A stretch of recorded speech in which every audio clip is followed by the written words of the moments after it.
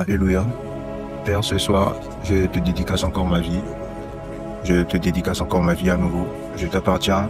Je suis à toi pour ta gloire, pour ton nom, pour voir ta vie, pour voir ta grâce, pour voir ta sagesse exprimée à travers la terre. Je suis disponible. Quelqu'un en train de prier. Je suis disponible. Quelqu'un en train de prier. Je suis disponible. Whatever you want to do, Lord, you can do through me. Whatever you want to say, Lord, you can say through me. Whatever you want to change, Lord, you can change through me. Whatever you want to mend, Lord, you can mend through me. Are you still praying? Go ahead and pray. Je demeure un vaisseau pour ton honneur, forgé par la grâce, par la miséricorde.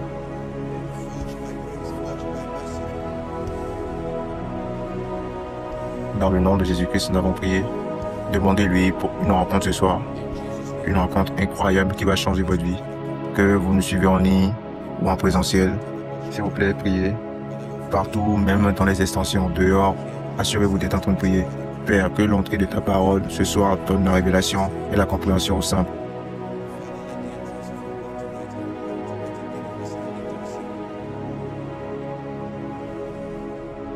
Amène-moi à un niveau supérieur dans l'esprit. Permets-moi d'accéder à la révélation, à la sagesse à un niveau supérieur. Positionne-moi pour manifester la victoire dans l'expérience par ta parole. Dans le nom de Jésus-Christ, nous avons prié. Je vous bénisse. Bonsoir tout le monde. S'il vous plaît, vous pouvez vous asseoir. Le service a dit, j'étais content quand on m'a dit, allons-y à la maison de l'Éternel. Le Seigneur vous bénisse et vous fera du bien dans le nom de Jésus-Christ. À tous nos visiteurs internationaux, nous prenons le temps pour les honorer parce que, sachant la distance que beaucoup d'entre eux font pour être ici présents, ils pourraient se connecter en ligne. Mais pour le sacrifice de voyager pour venir ici, je sais que vous avez été honorés tôt, mais acceptez mes salutations dans le nom de Jésus-Christ. Et je suis au courant qu'il y a une délégation des visiteurs internationaux qui est venue de l'église Transformeur. Ils sont venus pour une conférence, ils ont décidé de participer au culte ici par le biais de Révérend Sam. Bénissons-les tous, laissez-les savoir que nous sommes une maison d'honneur et nous vous recevons. Le Seigneur vous fera du bien ce soir dans le nom de Jésus-Christ. Alléluia. La qualité de croyants qui émergent de tout type de ministère dépend largement du genre de formation spirituelle auquel ils sont soumis. Tous croyants sont sauvés par le même sang, par la même parole, par le même esprit, par le même nom. Mais la qualité de leur vie, le genre de chrétiens qu'ils grandissent pour devenir, va dépendre largement du genre d'entraînement auquel ils se soumettent. Alléluia. Donc quand vous trouvez un chrétien qui n'est pas une représentation précise de la parole, une représentation précise de la victoire de Christ, ce n'est pas le problème, ne provient pas de Dieu. En ce qui concerne les ressources pour transformer cette personne-là, c'est le même Seigneur, la Bible dit, qui est riche pour tous, le même sang, le même nom, la même croix. Mais le degré auquel vous vous soumettez à des enseignements ou des formations spirituelles supérieures, c'est le degré auquel vous vous êtes transformé pour devenir un chrétien entier. Et comme je vous ai dit dans cette maison, l'entraînement d'un chrétien de la partie de l'homme de Dieu dépend de son niveau de croissance. L'homme de Dieu maintenant dépend de son niveau de compréhension et de son niveau de sérieux qui donne à l'appel que Dieu lui a donné. Alléluia. Donc vous pouvez trouver des gens dont le cœur est désireux d'apprendre, ils ont faim, prêts à recevoir, passionnés par la croissance. Mais malheureusement, si l'homme de Dieu qui a la responsabilité de les servir, la sagesse et la grâce, lui-même ne s'attache pas pour grandir assez, ne s'attache pas pour grandir dans la connaissance de la parole et des voies de Dieu assez, et n'investit pas un niveau de sérieux requis à l'appel, cela peut affecter la stature des gens qui sont sous lui. Alléluia. C'est la raison pour laquelle je prends le ministère de la parole et tout ce que nous faisons dans cette maison très sérieux. Parce que nous sommes conscients que les gens sont en train d'être transformés. La destinée de quelqu'un prophétique dépend des choses que nous enseignons dans cette maison. Nous sommes en train de faire des disciples des nations toutes les semaines il y a des centaines de milliers de personnes dans le monde entier qui se connectent dans le monde entier assis avec leur livre, leur cahier, avec des bics. Certains en douleur, en train de négliger leur douleur. Certains en train d'essayer de faire du sens dans leur vie. Donc c'est une responsabilité noble de faire des disciples des nations et de les enseigner les voies de Dieu. Nous sommes honorés d'avoir l'abondance de sa grâce et de sa sagesse, afin que chaque semaine, le temps que vous investissez dans cet endroit, dans cette maison, sous cette grâce-là, devient un investissement profitable qui produit 30, 60 et comme je vais toujours prier pour vous, 100 retours. Comme la parole le dit, si c'est votre désir, dites Amen. Mon devoir a toujours été, en question de priorité, numéro 1, vous aider à rencontrer le Seigneur Jésus-Christ vraiment et de cultiver une relation fonctionnelle qui peut être prouvée avec lui, pas une relation qui n'a pas la capacité d'être démontrée ici et maintenant. Vous pouvez connaître Dieu, vous pouvez prouver votre union, votre unité, votre intimité avec lui. L'intimité a des paramètres pour être validée. La sagesse de Dieu a l'œuvre en toi, la dextérité de ta compréhension, le caractère de Christ qui est formé en toi. Voici les indices qui mesurent la véracité de ton intimité avec Dieu. Nous sommes en train d'apprendre déjà. Et maintenant, ça c'est temps au fait de servir la vérité maintenant au peuple de Dieu, qui est inspiré par l'Esprit, qui est aligné à la parole de Dieu, qui est applicable à la vie et qui est communiqué intelligemment pour votre compréhension. Laissez-moi répéter que j'ai un devoir sous Dieu. Parmi plusieurs choses, de vous servir chaque semaine les vérités qui sont numéro 1, inspirées par l'Esprit. Nous soumettons au ministère du Saint-Esprit. Numéro 2, aligné à la parole, pas des choses préparées par la chair, non, pas des révélations assumées, non, mais des révélations qui sont accompagnées par l'intégrité des Écritures. Maintenant, numéro 3, pragmatique assez, qui peuvent être appliquées à votre vie. Donc la valeur de la connaissance, c'est que ça peut enlever l'ignorance et produire la victoire. Donc la connaissance qui n'a pas l'habilité de sortir l'ignorance de ta vie et de commander un résultat, une victoire dans ta vie est inutile. Tu n'as pas le temps dans ta vie d'apprendre tout. Donc tu dois être très méticuleux en choisissant les informations que vous permettez d'entrer dans votre espace spirituel et mental. Vous n'avez pas le travail, vous n'avez pas besoin de faire tout ce tracas ou des tracasseries pour acquérir de la connaissance supposée et après vous vous rendez compte que ça n'a pas de valeur dans les situations, face aux situations de la vie. J'aime être pragmatique, j'aime être applicable concernant la parole. J'aime des trucs qui sont pratiques que vous pouvez utiliser, qui transforment votre vie. Que peu importe ce que vous apprenez, à quel point c'est compliqué ou à quel point ça a été communiqué spirituellement, ça doit avoir l'habilité de vous laisser avec un point d'application. C'est-à-dire comment utiliser cela et l'appliquer dans votre vie, en fait que ça produise du résultat à la victoire. Donc le ministère de l'enseignement de cette maison, ça a été préparé spécifiquement, peu importe le sujet, d'accentuation, peu importe ce que c'est. La finalité du ministère de l'enseignement dans cette maison, c'est de transformer celui qui écoute en une personne victorieuse, un croyant victorieux. Est-ce que vous avez entendu? Pas juste un croyant qui est informé. Non, si nous nous arrêtons au point de vous informer, j'ai toujours perdu votre temps. Ça doit dépasser le niveau d'information pour vous habiliter, vous donner la puissance de commander une victoire avec ces informations. Donc tous les autres jours, incluant ce jour où vous êtes assis sous cette grâce, gardez cela derrière vos têtes que vous recevrez des clés par la grâce de Dieu. Moi-même en partenariat avec l'Esprit de la grâce, en partenariat avec la parole de Dieu, et en partenariat avec votre concentration, votre détermination et votre consécration. Toutes ces choses-là ensemble va pousser à vous transformer pour vous amener à devenir un chrétien victorieux. Vous n'allez pas échouer dans la vie. Est-ce que vous le recevez comme parole prophétique? Vous n'allez pas échouer dans la vie. Votre vie sera si spectaculaire que ce sera clair devant les hommes que vous avez rencontré Dieu. Ce sera clair devant les hommes et devant les esprits que Dieu a investi sa sagesse dans votre vie. Si vous le recevez, criez Amen. Comme toujours, votre engagement, c'est d'écouter. Votre engagement, c'est de croire la formation, c'est de croire le processus. Uniquement un étudiant stupide va commencer à discuter avec son professeur quand son enseignant, qui est vraiment un enseignant, a été employé et accrédité par l'institut qui est en train d'enseigner aux enfants. Même quand vous ne croyez pas en l'enseignant, croyez en l'intégrité de l'institut qui l'a engagé. L'image de l'institution est en jeu. Et même si l'enseignant échoue, il y a un système dans l'institution pour le remplacer et trouver un meilleur enseignant. Donc si l'institution laisse l'enseignant vous enseigner, c'est parce qu'il y a un système de supervision qui est accrédité. On a quelque chose qu'on appelle l'accréditation des enseignants. Une fois par moment, eux-mêmes ils écrivent des examens pour améliorer leurs connaissances. Ils sont envoyés pour des formations afin d'acquérir de meilleures pratiques pour produire de meilleurs étudiants. Comme c'est dans le monde séculaire, c'est comme ça que c'est dans l'esprit aussi. Donc de temps en temps, Dieu va nous appeler et nous demander voici ce que tu as fait, ici tu as bien fait, ici tu as bien fait, grandissons dans ce domaine spécifique et tout, etc. Et tu reviens un enseignant plus précis de sa grâce. Je prie pour vous du fond de mon cœur. Ne perdez pas votre temps ce soir et que la vérité que vous entendez ce soir ne se tienne pas contre vous. Dans le nom de Jésus-Christ. Que la révélation que vous allez recevoir ce soir sera très illuminante, que vous n'allez pas voir les ténèbres qui vous menacent. Dans le nom de Jésus-Christ, nous avons prié. Alléluia. Prêtez-moi votre attention. Vous allez apprendre quelque chose ce soir que je crois qui va changer votre vie. Vous allez apprendre la vérité par la grâce de Dieu qui va ajouter à votre habilité à marcher dans la victoire. Et ceux qui sont connectés en ligne, c'est le moment de vous concentrer, de ne pas bouger de gauche à droite. Invitez des gens qui sont dans votre entourage, dites-leur que Dieu veut parler, la sagesse vient, et un chemin pour sortir de vos situations actuelles. Pour certains, une voie de délivrance. Une révélation quand la parole vient, une réponse à votre prière peut-être des semaines, des jours, de jeûne, etc. Une réponse vient par sa parole maintenant, parce que c'est dans sa lumière que nous voyons la lumière. Trouvez votre propre parole ce soir dans le nom de Jésus. Et ce soir, Dieu va déraciner les mauvaises herbes dans notre jardin par la puissance du Saint-Esprit. Tout croyant infirmier, et quand vous êtes en train de planter et vos plantes commencent à pousser, il vient pour vous aider à enlever les mauvaises herbes, afin que vous produisez 30, 60, 100 retours, comme je l'ai dit. Les vérités que je veux partager avec vous ce soir ont changé ma vie, beaucoup d'entre eux. Ce sont des vérités que j'ai engagées moi-même plusieurs fois et j'ai été en mesure de les voir produire du résultat dans ma vie. Et je continue à chercher jusqu'à présent de voir que je manifeste des bénéfices entiers qui viennent du fait de connaître ces vérités-là. Attachez vos ceintures, êtes-vous prêts? Les petits renards. Je vous enseigne ce soir sur les tueurs de grande destinée. Un sujet que j'ai titré les petits renards. Allons-y au livre des Cantiques des Cantiques. Le livre de Salomon, c'est un livre que nous n'avons pas consulté pendant longtemps. Pour certains, on n'avait même pas lu cela. Nous pensons que c'est une portion d'amour, ou des écritures d'amour, ou des formulaires d'amour.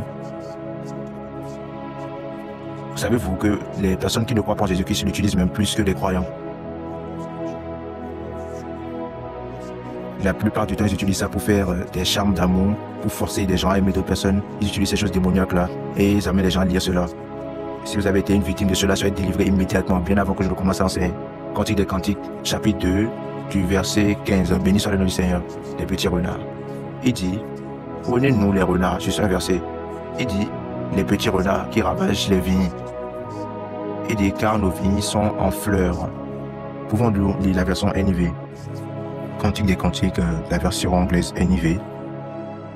Chapitre 2, verset 15. Il dit, attrapez pour nous les renards.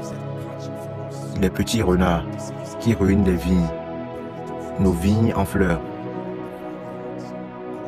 Donc, il commence à parler et commence à fleurir.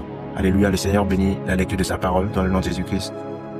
Un rappel rapide, je vous enseigne ici qu'il y a beaucoup de dimensions pour étudier les Écritures. Numéro 1, il y a une dimension archéologique et historique. Quand vous étudiez la Bible, vous étudiez historiquement et archéologiquement. Ça vous donne une vue historique des choses passées. Numéro 2, il y a une partie doctrinale aux études des Écritures. Vous étudiez les Écritures par doctrine qui ont été arrangées de la vie de Jésus-Christ et aux enseignements des apôtres. Numéro 3, il y a ce que nous appelons une dimension prophétique des Écritures. Ce qui veut dire que vous pouvez dériver des profits des Écritures au-delà de son contexte actuel. Donc au-delà des révélations contextuelles de la parole. De ce que ça veut dire contextuellement, ça a été inspiré par le Saint-Esprit. Donc ça, quand même, en aide une habilité prophétique pour sortir d'autres messages au-delà de la compréhension littérale. Voilà l'une de ces écritures-là. En parlant dans le contexte, ceci, c'est une écriture qui parle des relations. En vrai, il parlait ultimement du Christ et de l'Église, mais il le disait ou le racontait comme une histoire d'amour entre une femme et un homme. Donc il utilise une métaphore des renards et des vigneries. Donc il ne parle pas forcément d'un renard comme un animal sauvage, mais ce sont des métaphores. Ce n'est pas inhabituel pour les Écritures d'utiliser des métaphores. Même Jésus-Christ, dans ses enseignements, vous le trouvez utiliser des métaphores et des similitudes pour décrire le croyant, pour décrire les situations, même pour décrire les cieux, que le royaume des cieux est comme tant il allait dire auparavant. Il va nous appeler la lumière, il va nous appeler le ciel, il va nous appeler une ville qui est établie sur une ville. Il nous appelle voilà, des arbres. La Bible nous appelle des plantations de l'Éternel, voilà, des arbres de justice, etc. Donc ce sont des métaphores qui nous permettent d'essayer d'expliquer les réalités du royaume, que les habitants sur la terre comprennent à travers ces métaphores. Donc l'idée derrière ces choses-là, c'est de nous aider à maîtriser les relations, malgré que cela s'étend à différents aspects de nos vies. Mais je veux zoomer mon attention sur les tueurs de destinée en ce qui concerne les hommes et les femmes qui peuvent vous permettre de devenir, qui peuvent vous permettre de manifester la destinée. Nous sommes en train d'apprendre, béni soit le nom du Seigneur. Donc je vous dis que le mot vignerie et renard, ce sont des métaphores. Donc les renards ici parlent des choses, des petites choses, des facteurs insignifiants qui peuvent créer un vrai dégât dans votre destinée. C'est-à-dire qui peut endommager votre destinée. Donc quand la Bible parle de cela ici, ça ne parle pas d'un animal sauvage comme vous le connaissez. Il parle de petites choses, des choses insignifiantes, comme on peut le voir, des facteurs insignifiants, petits, voilà, qui n'ont pas forcément l'habitude d'attirer l'attention, mais ce sont des facteurs qui peuvent causer de grands dommages à des relations, qui peuvent causer de grands dommages à ta destinée, aux destinées des gens. Nous sommes en train d'apprendre. Donc quand nous parlons des vigneries, basées sur ces écritures, nous parlons des relations, la santé et la bonne santé, si je peux le dire comme ça, des relations. Donc prêtez attention quand je suis en train d'enseigner ce soir. Donc il parle des petits renards qui tuent les vigneries, qui gâtent les vigneries. Il parle des facteurs insignifiants. Il parle des choses insignifiantes qui ont l'habilité de jouer, mais d'affliger la vitalité des relations et par extension la santé et la vitalité des destinées. On les appelle les tueurs de destinée. Aussi subtils qu'ils sont, aussi insignifiants qu'ils paraissent, ils ont l'habilité en eux-mêmes de créer un dégât que vous ne pouvez pas limiter basé sur les Écritures. Une des histoires qu'on trouve dans le Nouveau Testament, c'est l'enseignement de Paul dans Galates 5, verset 9. Voyons ce qu'il a dit dans Galates chapitre 5, verset 9. Il dit, donnez-nous la version amplifiée, si on peut le voir. Donc il dit un peu de levain. Maintenant, dans le contexte, il est en train de parler en respectant les faux enseignements, l'effet des faux enseignements et à quel point cela peut créer un grand dégât à l'Église. Ça faisait partie de son ministère apostolique de corriger les erreurs qui grandissaient et les faux enseignements que l'Église commençait à recevoir dans leur temps. Maintenant, cela s'applique dans ce que nous enseignons ce soir. Donc, il dit un peu de levain fait lever toute la pâte. Ça pervertit tout le concept de notre foi et attire l'Église dans un mauvais sens. Vous voyez cela maintenant, mais vous pouvez donner cette compréhension étendue. Revenons à la version King James. Quelque chose très insignifiant peut causer une menace étendue à la relation stratégique que Dieu aurait pu attirer dans votre vie et généralement détruire votre destinée. Ceci est très puissant. Cette portion des Écritures-là, les deux que nous avons lues là, sont un appel pour être actif, un appel à l'action et un appel pour prêter attention aux facteurs qui font de grandes destinées et des facteurs qui créent de grandes relations. Béni soit le nom du Seigneur. L'équipe d'adoration a chanté cela très bien, que comment nous rappelons vraiment que tout ce qui arrive sur la terre, comme vous avez reçu l'enseignement plusieurs fois ici, dépend des hommes. La Bible dit que les cieux appartiennent à Dieu, mais la terre l'a-t-il donnée au Fils de l'homme. Donc, au degré auquel vous êtes connectés aux hommes stratégiquement, c'est le degré auquel la destinée sera actualisée pour vous et à temps. Donc, beaucoup de chrétiens n'ont pas été enseignés avec structure la valeur des relations en manifestant la destinée, en devenant un chrétien victorieux et en servant les desseins de Dieu du royaume. Si j'ai le privilège de tirer ou de dessiner, voilà, des statistiques sous forme de gâteau et séparer les facteurs pour exceller dans la vie, à part de notre relation avec Dieu, peut-être deuxièmement ou la troisième portion dans ces statistiques là sera dédicacée aux relations et les rôles qu'ils jouent dans le fait que nous devenons de grandes personnes dans la vie. Une relation solide peut annuler 10 ans de perte ou bien 20 ans de perte dans votre vie, peut annuler à jamais des douleurs de votre vie. Une relation stratégique bien comprise, bien investie, bien entretenue, peut ouvrir un nouveau chapitre dans votre vie, peut vous aider à grandir, à faire vite et à actualiser votre destinée. Seulement qu'on apprend, écrivez ceci sera un vocable rapide, mais juste pour connecter parce que nous avons une discussion très sérieuse ce soir. S'il vous plaît, prêtez attention d'écouter en priant, vous écoutez diligemment, vous écoutez avec l'attention d'un étudiant et avec l'attention de quelqu'un qui veut vraiment manifester la volonté et la puissance de Dieu. Voilà, pour accomplir la destinée ou pour avancer dans votre destinée, cela est impossible sans les relations, cela est impossible sans les associations et cela est impossible sans des connexions. Écrivez cela. Pour accomplir votre destinée et avancer dans votre destinée, impossible sans les relations, les associations et les connexions. Voilà la première chose que je vais établir maintenant, que en désirant d'accomplir la destinée, en désirant d'avancer et de faire des progrès constructifs dans votre vie, servant les desseins de Dieu et vivant une vie qui en vaut la peine, c'est impossible d'omettre le rôle que les relations, les associations et les connexions jouent dans cela. Par exemple, c'est la relation entre un employé et l'employeur et l'organisation qui va, parlant humainement, va décider si la personne va recevoir des promotions dans l'organisation d'un employé basique, peut-être un manager. Donc, vos compétences et vos diplômes peuvent vous amener là. Mais si vous allez recevoir des promotions, cela va dépendre des relations. Donc, il y a des personnes qui vont aller pour des formations, etc. et grandir professionnellement, etc. du point de vue de connaissances. Mais ils n'ont aucune promotion. Simplement parce qu'ils ne savent pas comment engager d'une façon qui est profitable, qui leur donne des promotions dans leur emploi. Un autre exemple, c'est ta relation avec le Seigneur Jésus-Christ qui t'a amené dans une vie de victoire, qui t'a amené dans une vie de domination, qui t'a amené dans une vie de puissance. C'est ta relation avec la parole qui sponsorise ta sagesse, la sagesse qui redéfinit tes possibilités jour par jour. C'est ta relation avec le Saint-Esprit maintenant qui produit maintenant la stabilité de compréhension, l'habilité et même la puissance. C'est ta relation avec les croyants, frères et sœurs, qui t'aident à vraiment comprendre et à trouver ta place dans la vie et dans la destinée. Les relations, c'est très important. On ne peut pas moins parler de cela. Écrivez cela. Vous avez reçu l'enseignement dans cette maison que les relations sont définies comme des connexions avantageuses. En un mot, ce sont des connexions. Mais pour le but de notre discussion ce soir, ce sont des connexions avantageuses qui sont mutuellement ou qui devraient être mutuellement bénéficiaires pour tous les parties inclus. Je le dis encore que les relations sont des connexions avantageuses qui devraient mutuellement être bénéficiaires pour tous les parties inclus, que ce soit entre Dieu et un homme ou un homme et sa femme ou un employé et son patron. Toutes relations, particulièrement des relations ordonnées par Dieu, sont des connexions avantageuses et ça doit être bénéficiaire pour les deux parties ou des parties inclus. Je vous ai enseigné dans cette maison que les relations sont des ponts. Ils sont littéralement des ponts qui peuvent vous aider à passer de là où vous êtes à une vie excellente, une vie qui produit de résultats. Et ce sont aussi des ponts qui peuvent vous amener à décliner de là où vous êtes à une vie de défaite et d'échec. Quand vous trouvez dans la vie d'un homme une vie d'échec, etc., une petite vie, une vie médiocre, usuellement, il a pris un pont pour aller en arrière qu'on appelle relation. Et quand vous voyez quelqu'un qui a pris des échelons dans la vie, accompli de grandes choses, il a pris le pont qu'on appelle aussi la relation. Donc à tout point dans la vie, vous tenez entre deux ponts, ce sont tous des relations. Pour un pont, ça veut t'amener à une grandeur, afin que tu entres dans une vie de prophétie, une vie de victoire, une vie de domination.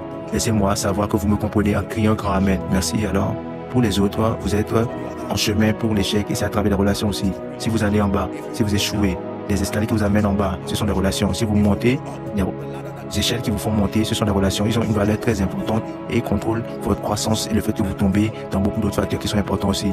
Alléluia, je vous enseigne aussi dans cette maison que les relations sont des monnaies d'échange. Croyez ceci s'il vous plaît. Les relations sont des monnaies. Ils peuvent acheter quoi que ce soit que l'argent peut acheter et ils peuvent acheter aussi ce que l'argent ne peut pas acheter.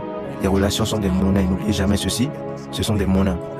Dans notre monde aujourd'hui, c'est bien de les appeler des monnaies fortes, plus fortes que le dollar, plus fortes que le livre sterling, plus de valeur que toute autre monnaie, plus de valeur que même l'or et tous ces bijoux-là incroyables que nos jeunes femmes précieuses sont en train de porter ici en m'écoutant. Laissez-moi vous dire ceci, jeune homme et jeune femme, peu importe ce que tu as, si tu n'as pas de relation de qualité, tu es au chemin de la perte. Sois sûr, même si Satan ne participe pas à ton échec, à ton déclin, si tu manques les relations qu'il faut, tu vas échouer encore. Je pense que j'ai enseigné dans cette maison ici et je me trouve en train d'enseigner cela dans la semaine pendant une conférence que Satan est flatté au crédit que nous le donnons, nous lui donnons pour des échecs de nos vies. Il y a beaucoup d'échecs dans la vie des croyants que je peux vous dire sincèrement, Satan n'a rien à faire avec cela, mais il est flatté, même honoré au crédit que nous lui donnons pour tout ce que nous avons comme échec dans notre vie et le reçoit comme joie. Comme vous le dites qu'il est derrière cela, ça aide à magnifier sa perception dans votre vie. Mais il y a beaucoup de choses, beaucoup de niveaux de déclin qui ne sont pas causés par Satan dans la vie de beaucoup de croyants. C'est causé par la mauvaise compréhension des saints et leur refus pour engager les lois de la victoire appropriément. Si vous apprenez toujours, dites amen. Donc les relations sont des monnaies. Ils peuvent acheter toutes choses que l'argent peut acheter et ils peuvent acheter autre chose que l'argent même ne peut pas acheter. Alléluia. L'argent peut acheter un téléphone, ça peut appeler ou acheter une carte SIM, mais cela ne peut pas vous acheter l'attention d'un homme. L'argent peut vous acheter une maison, mais cela ne peut pas vous acheter une paix, une sérénité nécessairement, même si nous avons des gens qui disent que l'argent peut acheter la paix. Non, ça peut créer les conditions pour la paix, mais ça ne peut pas acheter la paix. Non, la paix est très chère pour l'argent, trop chère pour l'argent. Alléluia. Jésus lui-même a appelé le prince de la paix. Savez-vous ce que cela veut dire? Celui qui a l'administration de la paix. Comment vous allez donner à Jésus-Christ pour recevoir la paix? Combien de dollars? Combien de livres sterling? Il y a des choses que l'argent peut acheter, mais il y a des choses que l'argent ne peut pas acheter. Beaucoup de choses même. Alléluia. Mais les relations peuvent acheter ce que l'argent peut acheter. Et ça peut acheter aussi ce que l'argent ne peut pas. Ça peut acheter aussi ce que l'argent ne peut pas acheter. Il dit que ton argent périsse avec toi parce que ceci n'est pas acheté avec l'argent, c'est acheté par une relation. Il a dit, hommes et femmes, qu'est-ce que nous devons faire? Il n'a pas dit, donne-moi l'argent. Il a dit, non, répentez-vous pour la rémission de vos péchés. Donc votre connexion à Jésus-Christ devient l'accès à la vie. Écrivez ceci, s'il vous plaît. Vous êtes aussi chanceux que la qualité des relations dans votre vie. Vous êtes aussi chanceux. Croyez-moi, ces choses ne sont pas juste des déclarations ou des phrases, non. Ce sont des déclarations qui ont été bien mises ensemble. Vous voyez comment un tailleur met ensemble des chaussures ou soit des vêtements avec une précision. Voilà. Donc ces mots qui ont été écrits n'ont pas été juste écrits, non. Ils ont été écrits par révélation, par l'aide du Saint-Esprit, avec attention. Donc vous êtes aussi chanceux que les qualités de relations dans votre vie. Cela veut dire que les hommes qui croient en toi, cela veut dire les hommes qui sont prêts à se tenir avec vous, cela veut dire aussi les hommes et les femmes prêts à investir leur temps, investir leur crédibilité, investir leurs ressources pour élever votre destinée. Maintenant vous comprenez mieux, vous êtes aussi chanceux. Donc la prochaine fois que vous voyez quelqu'un, vous dites malheureusement, ne dites pas qu'ils sont malheureux juste parce qu'ils ont perdu un emploi. Non, cela n'est pas assez pour les rendre malheureux. Ne dites pas qu'ils sont malheureux tout simplement parce que des sentiments humains, etc. Non. ils deviennent vraiment malheureux au degré auquel ils ne peuvent pas sécuriser l'attention, la loyauté des hommes dans leur vie. C'est mieux d'avoir des hommes que d'avoir un emploi. Écoutez, ne soyez pas pressés d'acclamer. C'est mieux d'avoir des hommes que d'avoir un emploi. Je ne suis pas en train de minimiser la productivité, non, pas du tout. Mais je suis en train de dire, en ce qui concerne la séquence d'actualisation de votre destinée, c'est-à-dire l'habilité d'accomplir votre destinée, je vais chercher des hommes 1000 fois même en priorité avant de chercher de l'emploi. Si je donne une note de 1 à 10, une passion de 4 pour un emploi, je donnerai une passion de 9, 10, même 11 pour chercher des hommes de qualité. Vous êtes aussi chanceux dans la vie que la qualité des relations que vous avez. Écoutez-moi, je ne suis pas en train de parler du nombre d'hommes. Je parle de la qualité des relations des hommes qui sont dans votre vie. Parce que je vous dis qu'une relation peut être égale à l'étendue de toute une nation pour un homme. Il y a beaucoup de personnes, c'est parce qu'ils ont beaucoup de personnes dans leur vie. Sommes-nous ensemble? Le plus qu'ils invitent des gens dans leur vie, de plus, ils continuent à s'enfoncer. Parce que tout le monde qui vient dans leur vie ne garde pas leurs mains, non, ils se mettent sur leur tête. On va continuer à les pousser en bas. Un problème sur un autre problème. Vous avez beaucoup de choses à apprendre ce soir. Hein. Que Dieu ouvre votre cœur à recevoir. Dans le nom de Jésus-Christ. Écrivez ceci s'il vous plaît. Vous faites des progrès dans la vie à l'étendue de vos relations. Vous ne faites pas juste du progrès dans la vie à l'étendue de votre connaissance. Non, la connaissance est importante. Mais je vous dis, vous faites des progrès dans la vie à l'étendue des relations que vous avez. Une porte peut être ouverte rapidement dans ta vie à cause des relations qui supportent cela. Un fardeau peut être ôté rapidement à cause d'une relation qui vient t'assister à l'enlever. Sommes ensemble, ceci est très important. Vous faites des progrès dans la vie à l'étendue des relations que vous avez. Donc imaginez 2 athlètes par exemple et on tire l'arme et tout. Allez-y et commence à courir et vous tirez et vous voyez que l'autre peut traîner dans la vie, dans la destinée. L'autre va arriver rapidement et tout. Je vous dis que l'unicité, si on peut le dire comme ça, en ce qui concerne leur vitesse d'arrivée d'un point de vue des hommes, c'est la qualité des relations qui peuvent être utilisées comme véhicule. Il y a beaucoup de personnes qui n'ont aucune idée de ce que c'est que de souffrir. Des relations ont empêché que la vie soit difficile pour eux. Il y a toujours quelqu'un qui se manifeste, qui devient la voix de miséricorde pour eux, qui devient la voix de restauration pour eux, la voix de l'accélération pour eux. Chaque fois quand ils veulent pleurer, il y a un mouchoir qui vient qui dit « je ne devrais pas pleurer ». Il y a d'autres personnes qui sont laissées seules. Certains d'entre eux des hommes de Dieu, certains d'entre eux des personnes sincères, certaines des personnes saintes, mais des personnes ignorantes, parce qu'ils n'ont personne dans leur vie pour les aider. Vous êtes aussi chanceux que la qualité des relations qui sont dans vos vies et vous faites des progrès dans la vie à l'étendue des relations que vous avez. La façon la plus facile de réussir dans la vie, c'est à travers des relations, à travers des connexions de destinée. Écrivez cela. La façon la plus facile de réussir dans la vie, c'est à travers des relations et à travers des connexions de destinée. Malheureusement, c'est aussi la façon la plus facile d'échouer dans la vie. La façon la plus facile de réussir dans la vie, c'est à travers des relations et à travers des connexions de destinée. Mais la façon la plus facile d'échouer aussi dans la vie, c'est à travers des relations et à travers des connexions de destinée. Ou de mauvaises connexions, si je peux le dire comme ça. Nous sommes en train d'apprendre. Maintenant, nous avons différents types de relations. S'il vous plaît, regardez-moi. Prêtez-moi votre attention. Les relations ne sont pas linéaires en question d'engagement. Nous avons beaucoup de relations, différents types de relations. Je vais les lister. Par exemple, nous avons les relations familiales. Alléluia. Par exemple, nous avons des relations professionnelles. Dans les relations, par exemple, entre les frères et sœurs, les relations familières, donc frères et sœurs, c'est-à-dire les parents et tous les oncles, nucléaires et étendus. Et cela peut affecter votre vie, votre destinée. Nous avons des relations professionnelles, beaucoup d'entre nous ici sont des personnes de carrière, des gens qui ont des business et tout, des chefs d'entreprise, des employés, etc. Et vous savez que vous pouvez bien faire en ce qui concerne vos relations familières et échouer dans votre relation professionnelle. Et cela peut affliger votre vie, sommes ensemble. Cela peut limiter votre vie. Nous avons des relations professionnelles. Nous avons des relations amoureuses, des relations de mariage avec votre époux, les enfants, etc. Des relations intimes. Nous avons des relations entre un mentor et voilà et son enseignant, comme d'être retrouvés sous les plateformes de mentorship ou des instituts. Le but, c'est juste la connexion pour le but de transfert de connaissances et d'expérience, aider les personnes à grandir d'une version faible à une version plus supérieure d'elles. Je suis en train de lister les types de relations que nous avons. Nous avons des relations que nous appelons les relations de communauté. Par exemple, cela représente l'attirance qui est formée parmi les gens dans votre domaine local et votre communauté. Il y a des gens ici qui vivent, tout le monde ici actuellement vit dans une communauté. Maintenant, ce n'est plus le cas aujourd'hui à cause de la vie urbaine et du fait qu'on devient moderne. Sinon, en grandissant, on se rappelle que la plupart des familles ont des voisins. Et à ce niveau de relation, une affaire de quelqu'un, c'était l'affaire de tout le monde. Quand vous entendez quelqu'un crier, tout le monde sort pour voir c'est quoi le souci. Vous vous rappelez? Un voisin peut frapper l'enfant d'une autre maison quand ils suivent de mauvais amis et dit que ta mère n'est pas là, mais juste ta deuxième mère va à la maison. Et tout le monde devient responsable et tout, pour aider à bâtir, à éduquer, etc. Pendant Noël, etc., ou les fêtes des musulmans et tout, c'était une loi pas négligente. On frappe ta porte le matin, des fois pendant la tabaski, tu attends ta portion. Et pendant Noël aussi, c'est pareil, vous voyez les mamans se lever et préparent comme si vous voulez servir le monde entier et dit toi va servir telle personne, toi va frapper la porte et donner à telle personne. Même pour les voisins qui ne sont pas amis, c'est-à-dire qui ne vivent pas en paix, tout le temps discutent, ils savent qu'on a besoin de l'un et de l'autre. Donc, pendant les périodes de crise, vous savez que marcher ensemble, c'est la clé pour demeurer. Si vous insultez trop les gens, le jour de jugement vient pour toi, le jour où tu auras besoin d'aide. Je me rappelle une fois qu'il y avait une crise, un homme très bien, il a appelé tous les garçons du quartier qui font des bêtises. Parce que ce sont des gens qui n'ont pas de maison, c'est eux qui battent, qui combattent et tout, etc. Personne ne m'envoie son propre enfant pour aller combattre et tout. Non, pendant les crises et tout, non. Et il a rassemblé les jeunes hommes et lui a donné de l'argent, même si tu sais ce qu'ils vont faire avec.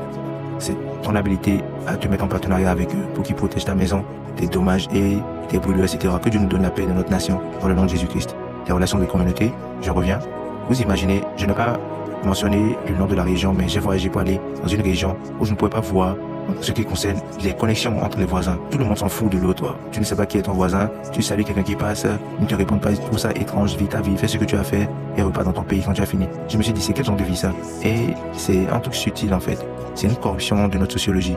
Parce que le moment viendra où, malheureusement, beaucoup de personnes se connectent plus aux applications et à leur téléphone qui se connectent à des hommes. Vous voulez savoir à quel point cela est devenu endommageant? Je suis en train de retarder pour une raison. Aller à l'aéroport ou à un programme où ils veulent faire un test de son avant de commencer. La tête de tout le monde est en bas. Qu'est-ce que vous pensez qu'ils sont en train de faire? Bonsoir, oui, bonsoir. Ils ne savent pas qu'avant de parler, mais ils répondent. Cela a détruit l'attention, l'étendue d'attention des gens. Ils n'ont plus l'habilité de comprendre quoi que ce soit. Il y a une application quelque part, 20 applications. Il y a des téléphones qui ont plus de 100 applications et tout le monde cherche à voler votre temps et votre vie. Non, il n'y a pas de problème avec cela. Mais le problème, c'est quoi? S'ils ne sont pas bien gérés, ils peuvent détruire votre vie. C'est pourquoi beaucoup de personnes ne savent pas qui appeler quand ils sont en problème. Parce que toute leur vie, tout l'investissement a été sur le téléphone, par leur communauté, pas des relations stratégiques, non. Est-ce que quelqu'un est en train d'apprendre ce soir? Béni soit le nom du Seigneur. Donc ceci, dans beaucoup d'autres choses, nous avons ces relations-là. Et Dieu espère que nous excellons dans toutes ces relations-là. Parce que ce sont des allocations en ce qui concerne le rôle qu'ils vont jouer dans nos vies. Donc un domaine de votre relation va descendre et vous serez surpris comment cela va détruire toutes les autres dimensions de votre vie. Je peux vous calculer déjà, par cette sagesse, dans le nom de Jésus-Christ, vous allez maîtriser les relations de votre vie. Vous allez maîtriser votre destinée. Dans le nom de Jésus-Christ, nous avons prié. Laissez-moi vous enseigner pour cette discussion-là ce soir, 4 niveaux de relations. Pour le monde qui veut exceller dans la vie, si vous voulez actualiser votre destinée, accomplir votre destinée efficacement, n'oubliez pas ce que nous sommes en train de discuter, nous discutons les petits renards. Je vous donne un background pour que vous appréciez le rôle que les relations jouent dans le fait que nous devenons nous actualisons notre destinée et même accomplir notre destinée ordonnée par Dieu. 4 niveaux de relations. Numéro 1, le plus grand niveau de relation, d'engagement relationnel que tout le monde sur la terre doit avoir pour réussir, c'est votre relation avec Dieu. Par exemple, je dois être plus en détail votre relation avec le Seigneur Jésus-Christ. Dieu ici, en effet, je parle de Dieu Jésus-Christ. Votre relation avec Dieu doit être le plus grand niveau d'engagement relationnel dans lequel vous êtes engagé. Écoutez-moi, si une quelconque autre relation prend une place plus supérieure et plus noble que ce niveau de relation avec Jésus-Christ, il y aura des conséquences dans votre vie. I cast my crown before the highest royalty. I am undone before your glorious majesty. I cast my crown before your highest royalty, and I am undone before. Votre relation la plus grande. Montre-moi un homme qui sera un changeur de monde, changeur de destinée. Quelqu'un qui va vivre sa destinée prophétique jusqu'à la fin. Je vous montre un homme qui a priorisé et a réorganisé proprement ses niveaux de relation. Le plus grand. Numéro 1, cela doit être votre plus grande poursuite. Cela veut dire que c'est mieux que tous les autres niveaux. Échoue peut-être si ça doit être le cas. Si tu échoues dans toutes d'autres relations, et si tu as toujours celle-ci qui est intacte, c'est la garantie de la restauration. Mais montre-moi tout type de relation que tu as intacte. Si cette relation-là a été accompagnée, mieux suivie au désavantage de votre relation avec Dieu, je vous dis que quelque chose vous arrivera. Est-ce que quand on apprend, prêtez attention à ce que je vous enseigne, parce que nous vivons dans un monde qui croit que toutes les relations sont égales. Non. Ils n'amènent pas les mêmes bénéfices à la table, jamais. Vous ne pouvez pas comparer votre relation avec Dieu avec votre relation avec votre employeur, jamais. Les deux doivent être honorés, bien sûr. Mais il n'y a qu'un seul qui mérite l'adoration. Laissez-moi chanter la chanson encore. I cast my crown before your highest royalty. and I am undone before the glorious majesty.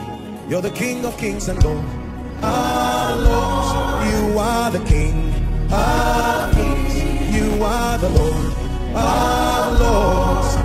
Your royal majesty. Il doit avoir aucun homme et aucune chose qui a l'habilité de prendre, voler votre relation avec le Seigneur Jésus-Christ. Il doit être dans une position dans votre vie, gardé jalousement partout. Malheureusement, nous vivons dans un monde où nous pouvons négliger Jésus-Christ pour toute autre chose. Jésus est tellement moins cher dans la vie de beaucoup de personnes. Ils vont le jeter pour l'argent, ils vont le jeter pour le mariage, ils vont le jeter pour un enfant, ils vont le jeter pour un emploi, ils vont le jeter pour la promotion. Il a une petite ou aucune valeur dans la vie des gens. Ça, c'était l'erreur que Esau a fait. Il n'a pas réalisé ce qu'il était en train de vendre parce qu'il avait faim. Il a dit, quel est mon droit de naissance? Je m'en fous. Ça, c'est pas un héritage. Je te le donne, point. Et donne-moi la nourriture. Beaucoup se sont moqués de Esau, mais ils ont fait pire que ce que Esau a fait. Nous ensemble. Au moment où tu échanges ta vie de prière pour protéger tes amitiés, tu échanges ta vie d'études bibliques, tu échanges ta passion pour Dieu, pour la maison de Dieu, tu as permis au petit renard d'entrer. Nous venons là, mais je vous introduis maintenant que la plus grande relation, le plus grand niveau de relation, d'engagement relationnel, n'est pas un homme de Dieu, n'est pas un homme d'affaires. En effet, ce n'est même pas votre époux. Jésus, la base de toute autre chose. Il est le système central qui habilite toute chose qui fonctionne. Sommes ensemble. Aucun Jésus, aucune vie, c'est vrai. Pas de Jésus, pas de possibilité, c'est vrai. Ça aura l'air d'être un mensonge. Ça, celui de la vie décide de faire sa chose dans ta vie. Et tu vas voir que si le Seigneur ne bâtit pas une maison, vraiment, il travaille envers ceux qui la bâtissent. Excepté le Seigneur veille. Je suis en train de parler en respectant notre monde arrogant qui pense que Jésus-Christ est une nuisance à la civilité. Jesus is the answer for the world today. Above him there's no other. Jesus is the way.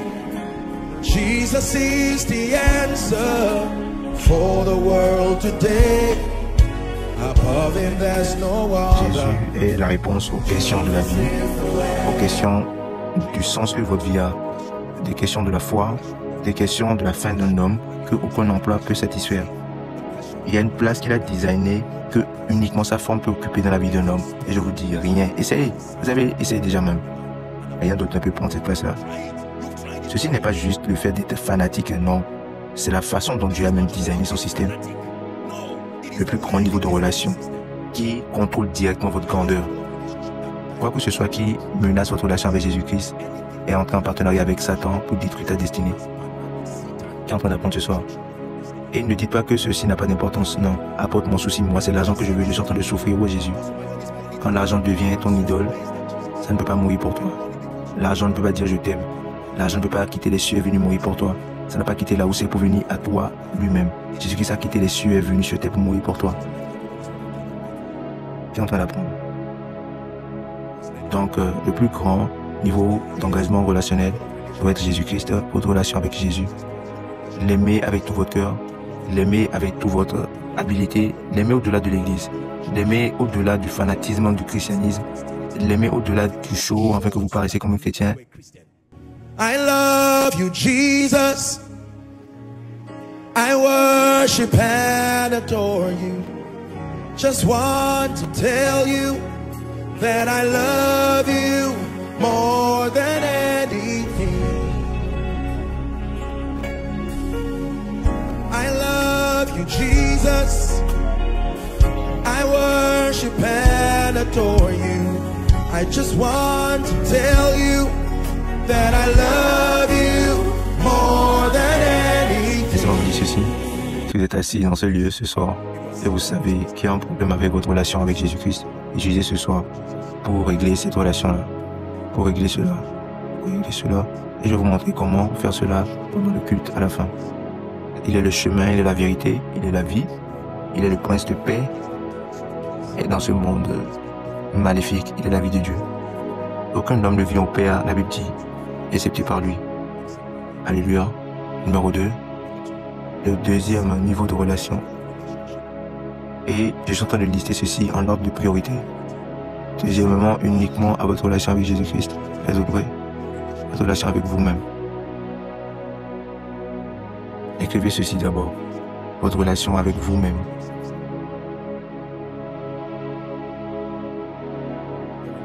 Votre relation avec vous-même. Matthieu 22, verset 29. Laissez-moi vous montrer comment vous êtes détesté vous-même. Matthieu 22, verset 29. Verset 39. Désolé. 22, 39. Allons d'abord au 38 et après on va à 39. Il dit, c'est le premier et le plus grand commandement. Jésus-Christ est en train de parler maintenant, verset 39. Et voici le second. Lisez avec moi, 1, 2, qui lui est semblable. Tu aimeras ton prochain comme toi-même. Lisez les deux derniers mots, toi-même. Encore une fois, toi-même. Criez-le, toi-même. Tu aimeras ton voisin et tu donnes un standard. Avant que tu ne commences à aimer ton prochain, laisse ton prochain et fais quelque chose avec toi-même d'abord. Parce que s'il y a un problème avec cette personne qu'on appelle toi-même, cela affectera ce qui arrive entre toi et ton voisin. Et si ce voisin-là est ton épouse, ton époux ou ton employeur, ton prochain n'est pas juste la personne qui est proche de toi, non. C'est quiconque qui peut partager dans tes douleurs, partager dans ton énergie. Il dit, comme toi-même, sommes ensemble. Beaucoup de croyants ne savent pas qu'ils ont une responsabilité d'apprendre comment avoir une relation avec eux-mêmes. On n'a pas l'enseignement que la santé de votre relation avec vous-même peut avoir un effet sur votre vie, un effet sur votre destinée et un effet sur votre dessein. Souvent, on parle comme de Dieu, comme je l'ai fait maintenant, et on saute nous-mêmes et on parle d'autres personnes. Sommes ensemble maintenant. Maintenant, au risque d'essayer de gérer les problèmes qui concernent le fait de se centrer sur nous-mêmes, c'est-à-dire l'ego, etc. Des fois, nous allons à l'extrême et les gens se sont détestés eux-mêmes. Ils ne savent pas comment ils sont devenus des ennemis de leur propre progrès à eux-mêmes. En essayant de gérer le problème de l'égoïsme, etc., beaucoup de personnes ont été injustes envers eux-mêmes. Il y a quelqu'un à qui tu dois dire pardon à la fin de mon enseignement ce soir. Devinez qui c'est? Vous-même. Les gens égoïstes vont aimer ce que je suis en train de dire immédiatement. Ne faites pas erreur de ce que je suis en train de dire. Il y a des gens, vous n'avez pas besoin de dire désolé à vous-même. Non, c'est à Dieu vous devez dire pardon. Il t'amène votre relation avec vous-même. Ceci définit le fait de travailler sur votre estime de soi. Ceci définit travailler sur ce qu'on appelle le fait de vous aimer vous-même. Si vous vous détestez vous-même, n'accusez personne qui vous accompagne dans cela. N'accusez pas les gens de détester ce que vous détestez aussi déjà. Nous sommes ensemble. Il y a des époux qui disent tu ne m'aimes pas, mais est-ce que tu t'aimes toi-même? Il y a des individus qui disent tu ne m'aimes pas, mais est-ce que tu t'aimes toi-même? Voilà, ils modélisent le fait que tu te détestes toi-même. Tu ne reçois que la récolte d'une semence que tu as déjà plantée toi-même. Quoi à propos de votre habilité à grandir et à transformer? Ce sont tous ces éléments qui démontrent en l'expérience que vous vous aimez vous-même ou que vous vous détestez. S'il vous plaît, regardez-moi. La plupart des croyants ne savent pas, avec respect, que en tant qu'Africain, savez-vous, l'Africain moyen, par défaut, écoutez-moi bien, vient déjà d'une fondation qui est enracinée du manque d'estime de soi, des dommages émotionnels. Et beaucoup de chrétiens ne savent pas à quel point ils sont blessés et affligés. Avec tout le respect, certains ont été blessés de là où ils viennent, le jour de parents qui les a élevés, ou bien le manque de parents qui ne les a pas élevés. D'autres à cause des expériences qui arrivaient dans leur passé, une expérience qu'ils ne veulent pas partager. Peut-être d'autres maintenant, le système scolaire maintenant a pris la suite d'une parentalité pauvre et a continué le voyage avec eux. Les individus qui vous ont minimisé à l'école, qui t'a dit que tu as une grosse tête, etc. Tu es une femme moche et tout, etc. Tu ne savais pas que c'était une programmation. Ils écrivaient quelque chose. Au moment où tu es devenu un jeune, tu es devenu conscient de toi-même. Ces choses ont commencé à te pousser dans un style de vie qui n'était pas nécessaire. Parce que quelqu'un, un homme ignorant t'appelait une jeune fille moche, tu pensais que ça n'avait pas d'importance. Maintenant, tu as vu le risque que tu as mis sur ta vie, juste parce que tu essaies de gérer et changer ce narratif-là qu'on a de toi. Pas beaucoup des jeunes hommes. C'est le plus grand sponsor du fait que les jeunes hommes entrent dans les groupes occultiques, des plateformes que nous avons aujourd'hui, qui détruisent les jeunes. Vous aimez vous-même. Beaucoup de croyants sont affligés dans l'église avec un problème de manque d'estime de soi, bien justifié, peut-être à cause de là où ils viennent, mais ils n'ont pas reçu l'enseignement qu'ils peuvent être libérés de cela. Vous m'avez entendu dire, beaucoup vont se trouver agressifs en train de blesser des personnes innocentes. Et si vous leur demandez, c'est quoi le souci? Ils ne peuvent pas vous expliquer le problème qu'il y a. Le problème qu'il y a, ça a une histoire qu'ils n'ont pas étudiée. Ils ne savent pas pourquoi ils détestent les gens facilement. Ils ne savent pas pourquoi ils ne peuvent pas avoir 2 semaines structurées d'amitié. Ils doivent dire quelque chose, ils doivent être en colère. Quelque chose en eux s'est réjoui quand quelqu'un est en train de pleurer. Ils ne sont pas nécessairement de mauvaises personnes, ce sont des gens blessés. Ils trouvent consolation dans la douleur d'autres personnes parce que ça a l'air de leur donner une image que nous sommes tous les mêmes. Ils détestent les personnes exceptionnelles, ils détestent les personnes qui prospèrent, ils détestent les gens qui réussissent, ils détestent les gens qui se réjouissent. Quelque chose en eux. Qui est en train d'apprendre? Vous aimez vous-même, c'est important. C'est incroyable le nombre de personnes que vous avez accusées pour des choses dont vous devez prendre la responsabilité. Je prie que Dieu ne me tente pas pour parler. Ce que je veux dire maintenant concerne le mariage. Vous savez, je ne parle pas beaucoup de mariage. Pas parce que je n'ai pas des choses à dire. Mon épître vient bientôt. Oh oui, j'ai des choses à dire. J'ai certainement des choses à dire.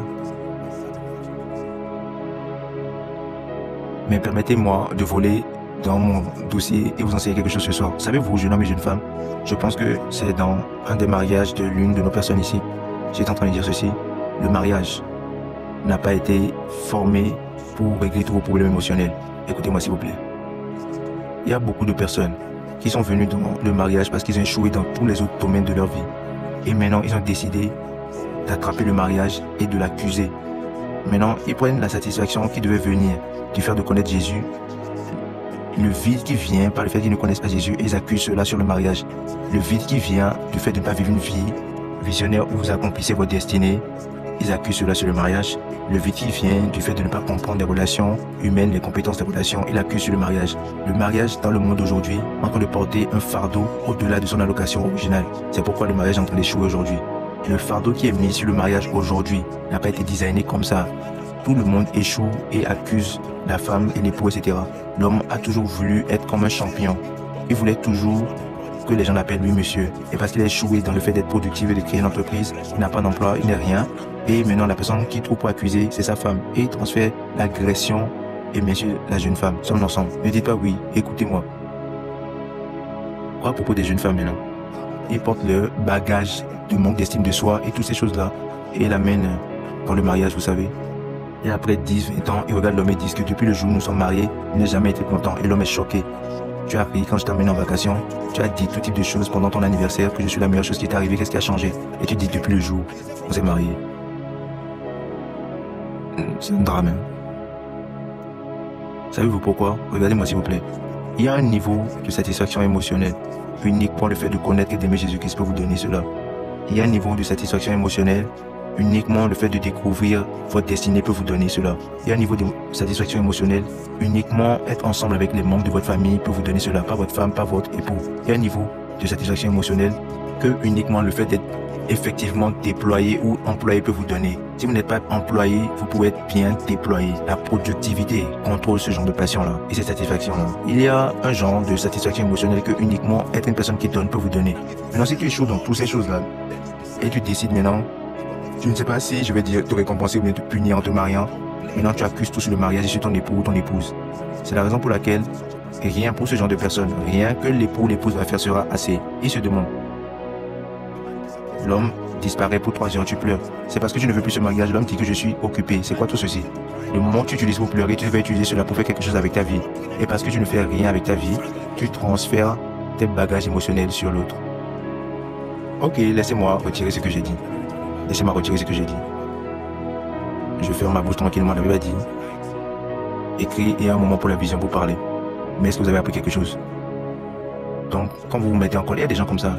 Ils appellent tout le monde, ils sont en colère. Il y a quel problème avec notre relation? Tu n'es plus sérieux et tout, etc. Est-ce que tu n'es plus mon ami? La personne a dit non, je suis occupé. Nous étions camarades au primaire. Je suis un chef d'entreprise maintenant. Ce n'est pas la fierté, je suis occupé. Parce que tu n'as pas grandi, le potentiel de différence est trop bas maintenant. Je ne te déteste pas. Pourquoi je dois maintenant aller en bas maintenant pour te chercher? Ce n'est pas un mensonge. Laissez-moi vous enseigner quelque chose, s'il vous plaît. Et je ne suis pas en train d'être sarcastique, non. Il y a beaucoup de personnes qui étaient tellement injustes envers eux-mêmes, pendant que tout le monde dans leur cercle est en train de grandir. Ils assumaient que les relations allaient demeurer comme ça. Et maintenant, tout le monde est allé très grand maintenant. Et c'est un risque maintenant de revenir à ces gens-là que tu as laissés. Parce que tous ceux qui connaissent maintenant est classifié. Le niveau de connaissance là fait de cela un risque maintenant de repartir parler avec des personnes qui sont dépassées mentalement. Si tu t'assois avec eux, tu ne peux pas parler de quoi que ce soit. Ils continuent à parler des choses bizarres et tout, des trucs de commérage, etc. Alors que toi, tu parles des trucs d'impact international, etc. Qu'est-ce que tu vas dire avec cette personne-là? Est-ce que vous savez que cela peut arriver en démarié? Une épouse et un époux. La version 10 d'un époux ne cherche pas une version 1 d'une femme, non. Ils ont tous commencé à niveau 1. C'est pourquoi l'homme doit investir dans le fait de faire grandir sa femme. Ne dites pas qu'elle doit grandir, vous l'aimez assez. C'est la raison que vous avez donné à ses parents avant de la prendre. Donc investissez dans le fait de la faire grandir. En fait que quand vous grandissez, sa croissance aussi est en train d'accompagner votre niveau de croissance. Ce sont des façons faciles. Écoutez-moi très bien, c'est vrai. L'Église peut ne pas avoir le courage de dire ceci, mais laissez-moi vous dire la vérité. Ceci n'est pas entièrement spirituel, non. Il y a la psychologie dans ceci. Sommes ensemble. N'arrivez pas à un niveau où votre femme devient une interruption à des conversations. Parce qu'il n'y a rien qu'elle peut contribuer. Et ce n'est pas sa faute, c'est ta faute à toi l'homme. Tu n'as pas investi dans le fait de la faire grandir. J'espère que vous savez que ce n'est pas parce qu'elle doit grandir que tu l'aimes. Non, ce n'est pas une chose d'amour, c'est une chose d'efficience. L'amour doit être à n'importe quel niveau, pourvu que tu l'aies épousé et reste là. Sauf non, ensemble, ne dites pas que si tu grandis, je vais t'aimer plus si tu n'aimes jamais. Non, le vrai amour n'a pas de raison.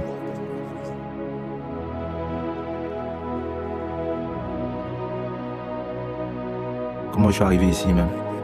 Comment je suis arrivé ici? Je me répands avec des sacs et de la cendre. Je me répands, mais je vais le faire encore. Ne me pardonnez pas, tolérez-moi. Nous sommes encore à apprendre. Ceci aussi arrive dans les organisations aussi. Le chef d'entreprise grandit seul et tous les staffs qui sont en train de bosser pour lui ne grandissent pas. Un moment vient où tu ne seras plus en contact avec les gens en dessous de toi. Si tu es chef d'entreprise ici, écoute-moi, laisse-moi t'enseigner. Tu es aussi fortifié que la croissance des gens qui sont en bas de toi. Pas ta croissance uniquement. Si ceux qui sont en bas de toi ne grandissent pas et deviennent donc une nuisance pour toi, ils vont détester le fait que tu n'es pas en train d'investir dans leur croissance. Ne voyage pas pour aller pour les formations seules et laisser tes employés là. Tu es à niveau 20 et ils sont niveau 1. Pas de croissance, pas de consommation. Vous voyez cela maintenant? Ils vont penser que tu les utilises et ils vont vous laisser. C'est ce qui arrive à des leaders partout. C'est le même principe, même dans les familles. L'homme s'habille très bien, exceptionnellement. Il porte des designers et tout. Il regarde sa femme et c'est un peu comme si on l'a relâché de prison. Vous regardez les enfants, c'est pareil. Vous voyez ce genre de choses. Et ils s'en foutent. Et ils s'en foutent. Ils conduisent leur voiture. La femme et les enfants sont en train de marcher et ils vont dans la même église. Même s'ils sont en dispute. Ah, Koinonia, j'espère que vous ne faites pas ceci. Ceci, c'est ma juridiction. Arrêtez cela rapidement. Si, pour une quelconque raison, vous avez des problèmes maritaux, cherchez les conseillers familiers à l'église. Mais ne traitez pas votre femme comme ça. Et des fois, c'est la femme qui traite des hommes comme ça. Ne traitez pas les hommes aussi comme ça. Il y a des femmes qui frappent les hommes. Alléluia. Revenons à notre enseignement, les relations avec vous-même. J'espère que je ne vous ai pas perdu. C'est là où on a commencé. Donc on retourne à cela, les relations avec vous-même. Tout le monde dit je m'aime. Pour beaucoup d'entre vous, vous ne croyez pas cela, mais prenez-le petit à petit, ça va marcher. Dites je m'aime moi-même. L'amour de soi. Les gens qui sont égoïstes pensent qu'ils s'aiment. Non, ils utilisent eux-mêmes pour se cacher d'une blessure émotionnelle. Et tu dis je m'en fous, qu'est-ce qu'il y a dedans pour moi? Si c'est ta mentalité, que tu fais toute chose pour ton gain propre, tu seras un perdant dans la vie parce que la vie récompense ceux qui donnent, pas ceux qui prennent. Mais tu dois savoir quand c'est assez. Il y a des gens qui vont prendre les économies de toute leur vie. Papa, déclaration prophétique, non, et donner à tout le monde parce qu'ils essaient de défendre le nom et après commencer à chercher les scolarités de leur enfant. J'aime Jésus-Christ, je vous aime mon peuple, mais je m'aime moi-même. C'est pourquoi je ne vais pas me pendre. C'est pourquoi quand je suis fatigué, je vais dormir. Si tu m'appelles et je suis en train de dormir, pardonne-moi. Si je me réveille, je vais t'appeler. Si c'est une urgence, appelle la police. C'est la raison pour laquelle je ne suis pas seul. Il y a les agences qui pour enforcer la loi, il y a les militaires, il y a la police. Voilà.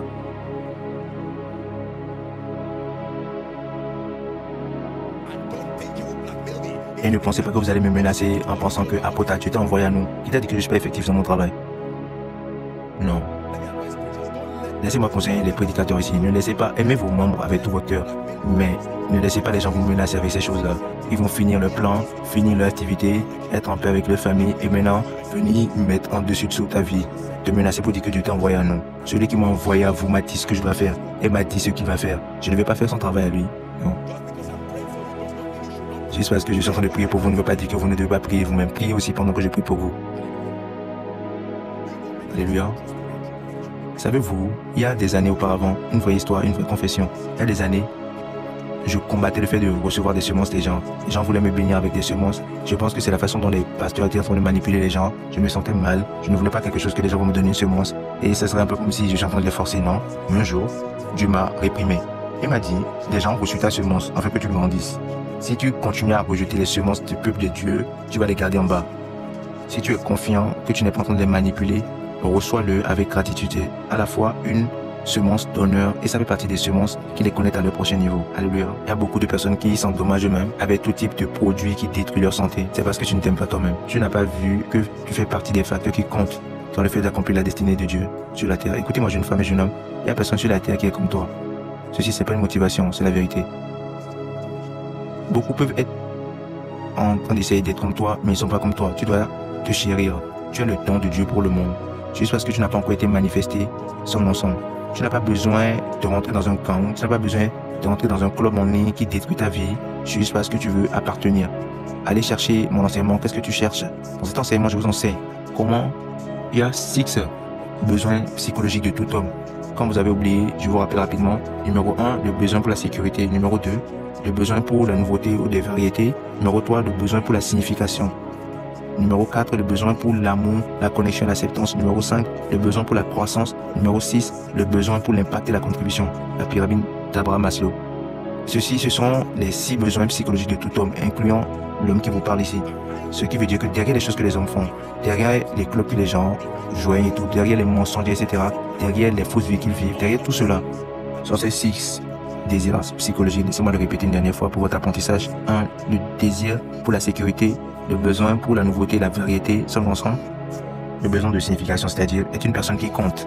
Et après, le besoin d'amour, de connexion et d'acceptation. C'est la raison pour laquelle, si un gars qui n'est pas sérieux, la première personne a dit à une jeune femme que je t'aime parce qu'elle n'a pas entendu son père lui dire cela, ni sa mère lui dit cela, sommes ensemble. La première personne qui va lui dire je t'aime, c'est un jeune homme mal éduqué, etc. Elle n'aime pas l'homme, mais elle ne peut pas renier l'énergie qui est venue de cette parole. Donc ça l'amène dans une vie bizarre, comme des jeunes enfants même. Le besoin pour l'amour, l'acceptation et la connexion. Et maintenant, le besoin pour la croissance et la contribution. C'est la raison pour laquelle nous célébrons les moments spéciaux, comme les remises de diplômes, les anniversaires, les récompenses, etc. C'est important pour nous parce que c'est une façon de montrer au monde comment nous grandissons. Nous faisons des investissements intellectuels dans notre vie et dans notre temps. Et après l'impact et la contribution. Savez-vous, quand les gens m'envoient des messages et disent apôtre, etc., je suis content. Mais les plus grands sont ceux qui parlent des choses qu'ils ont reçues parce que Dieu m'a utilisé pour le faire dans leur vie. Après, j'ai écouté ce message, ça a changé ma vie, ça a changé mon entreprise, ça a changé mon église. Et je suis touché parce que c'est un besoin psychologique. Sommes ensemble. Dites, je m'aime. Est-ce que vous vous aimez assez pour travailler sur vous, travailler sur votre estime de soi et cesser de blesser des gens autour de vous, basés sur votre douleur? Sommes ensemble. Vous n'êtes pas la seule personne qui est venue d'une maison pauvre. Alors que je me mets sympathiquement avec vous, vous devez grandir et sortir de cela. Il y a des gens aujourd'hui, c'est un risque de venir autour de l'énergie autour de est si puissant que vraiment, il y a un tas de douleurs comme des flèches qui sont en train d'attendre quiconque, même ceux qu'ils aiment. Ils blessent ceux qu'ils aiment et ils se sentent toujours mal.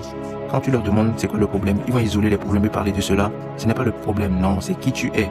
Au moment où tout le monde est en train de se plaindre de toi, le problème ce n'est pas eux, le problème c'est toi qui est en train d'apprendre. Vous devez vous aimer vous-même. Je pensais que je m'aimais moi-même jusqu'à ce que Dieu commence à m'enseigner sur ceci. Pas pour être égoïste, non, pour être reconnaissant pour qui tu es. Savez-vous, quand j'ai remercié Dieu, quand je priais, je ne remercie pas Dieu à cause de ce qu'il a fait de ma vie aujourd'hui. Sincèrement, ce son qu'il est en train de jouer est venu de cette programmation avec Dieu et moi. My best, Lord, is everything I have. My best, Lord, I give all I have to you. Listen, you made me great. You made me special.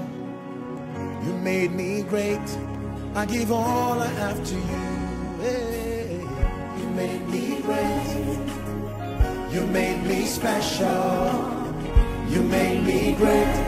I give all I have to you. One more time, say, you made me great. You made me special. You made me great. I give all I have to you. Quand j'ai écrit cette chanson et quand Dieu a commencé à travailler sur moi, ce que je vous enseigne maintenant, le monde ne connaissait pas Josué Selman. Le monde aimera celui que vous avez premièrement aimé, c'est Dieu qui vous aime et après vous vous aimez vous-même. Quand le monde vous voit comment vous vous aimez, assez pour travailler sur votre estime de soi, voyez-vous assez pour vous aimer vous-même, pour vous développer, assez pour changer la version de vous que vous étiez auparavant, ils vont répondre en vous aimant. Ne vous détestez pas et accusez les autres parce qu'ils vous détestent, non. Ils détestent ceux qui étaient déjà détestés par vous-même. Alléluia. Je m'aime. N'admirez pas les gens ou des avantages, mais contre vous-même. J'aurais aimé être aussi beau comme ce jeune homme ou aussi belle que cette jeune femme. J'aurais voulu être élancé, etc. Voilà. Malheureusement, on enseigne aux gens dans l'école du ministère qu'il y a des choses que tu peux changer, change-les. Comme une personne ignorante qui devient une personne qui connaît aujourd'hui, change-le. Il y a des choses que tu ne peux pas changer, mais tu peux ajuster. Fais-le. Mais il y a des choses que tu ne peux rien faire contre cela. Accepte-le avec la grâce. Alors que tu te concentres sur les autres avantages que tu as. Tu penses que tu n'es pas assez belle. Couvre ce gap physique-là avec la vertu. La vertu rend les gens beaux de l'intérieur. Ne rentrez pas dans ce piège-là, cette déception-là que notre monde aujourd'hui met devant tout le monde. Une personne stupide dans un beau corps dit la personne est exceptionnelle. Et tu entres dans ce genre de mensonge. Combien de démons ont été attrapés dans les corps humains? Promus, écoutez-moi s'il vous plaît. promus à des niveaux qui ne devaient pas aller, juste parce que le seul paramètre qu'ils ont considéré, c'est le truc physique, apparence, etc. Vous pensez que si Satan vous apparaît, vous allez voir une personne moche? Alléluia. S'il vous plaît, aimez vous-même. Vous mettez la main sur votre cœur, sur votre poitrine et commencez à prier et demandez à Dieu de vous aider à vous aimer vous-même. D'une façon qui est sans égoïsme, mais d'une façon qui est assez saine pour produire un témoin de vous. D'une façon qui est assez saine pour produire une inspiration de vous. D'une façon qui est assez saine. Allez-y, priez. Vous n'êtes pas en train de perdre votre temps. Je demeure ici parce que je vous enseigne. Les petits renards, vous devez vous aimer. Sinon, vous ne pouvez pas croire en vous-même. Quelqu'un est en train de prier. Vous combattez un combat de manque d'estime de soi depuis. Laissez-moi vous dire la vérité, vous n'êtes pas seul. Beaucoup de personnes vivent des vies fausses. Ils ont des combats intérieurs. Non, ne paraissez pas gagner la victoire là, vraiment.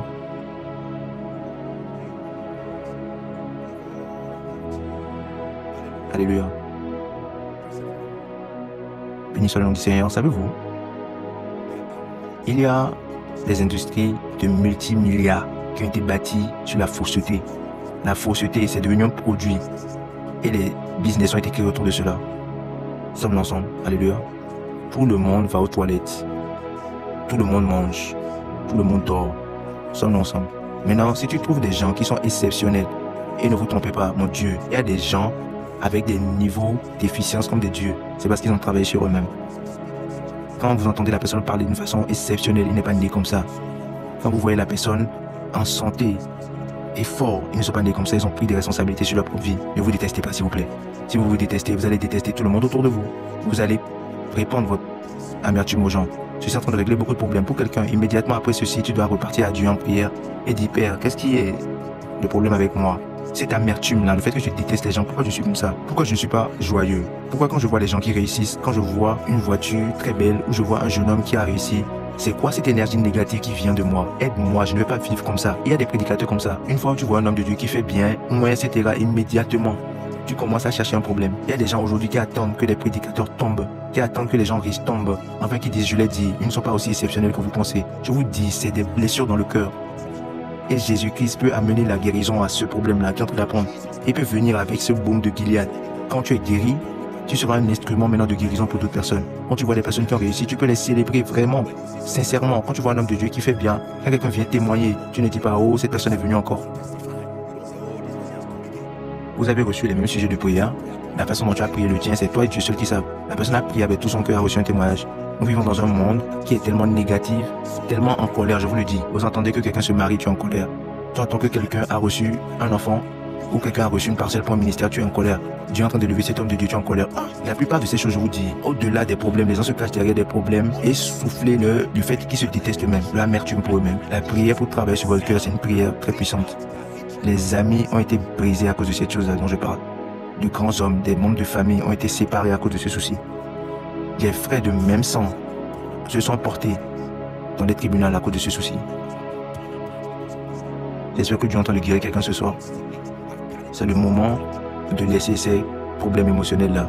Tu ne peux pas t'utiliser en tant qu'un homme grand. Quand tu entres dans un lieu, tu entres et tu regardes qui s'habille mieux que moi. La montre de qui est meilleure que moi. Tu vas souffrir puisque ce genre de torture émotionnelle va te tuer. Il y a des gens comme ça. C'est la voiture de qui ceci, c'est la chaussure de qui, enfin qui sache que je suis le plus riche. Les gens s'en foutent, les gens ont des problèmes avec le vie. Ne soyez pas si flattés, les gens vous aiment, mais pas au dépend d'eux-mêmes. Non.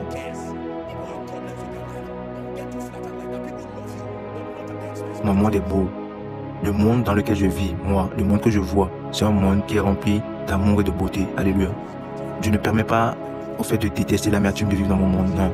Vous me voyez, je célèbre les gens, je célèbre les prédicateurs, les pasteurs, etc. Vous pouvez être sécurisé en vous-même, sécurisé en qui Dieu vous a fait, reconnaissant pour ce qu'il a fait de votre vie. Sommes ensemble. Quand vous voyez quelque chose que vous désirez, vous pouvez vous provoquer pour manifester cela, pour grandir et tout. Mais ça ne veut pas dire que vous restez là et vous marchez dans l'envie. Non. Les deux des enfants de la dame là ont reçu le diplôme, ces deux là. Même celle qui ressemble à une prostituée là est diplômée et tu commences à dire des trucs bizarres et tout, etc. Non. Tu en sais quoi si la jeune fille s'est repentie pendant qu'elle était à l'école?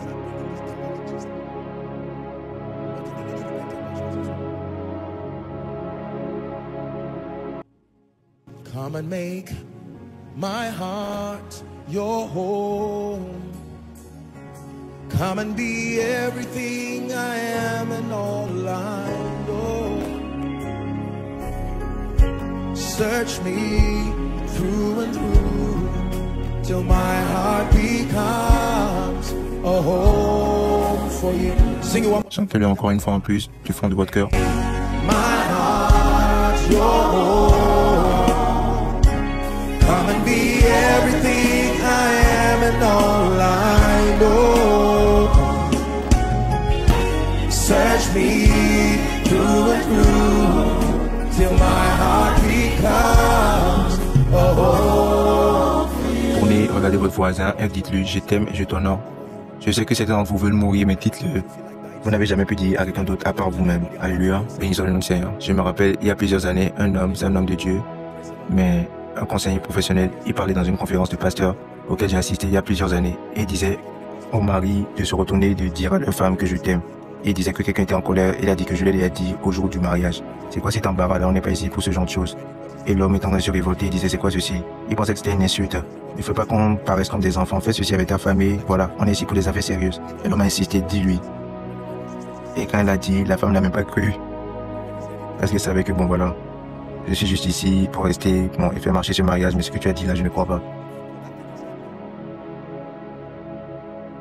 Rendez votre monde un monde beau, s'il vous plaît. Enlevez la colère de votre monde. Enlevez la jalousie de votre monde. Sommes ensemble. Il y a beaucoup de gens qui cherchent à vous célébrer, que vous le savez. Concentrez sur le fait de travailler sur vous. Tôt ou tard, vous allez voir qu'il y avait une place pour vous dans la destinée. Ne détestez pas les gens que Dieu est en train d'élever. Apprenez d'eux. Soyez assez confiants pour savoir que vous êtes différent, ne pas dire que vous êtes un perdant. Et en vérité, nous n'allons pas jamais tous être au même niveau dans la vie. Mais sachez que Dieu est en train d'enseigner. Il a dit que la partie que j'ai cachée, c'est les parties qui sont même plus valorisantes et tout.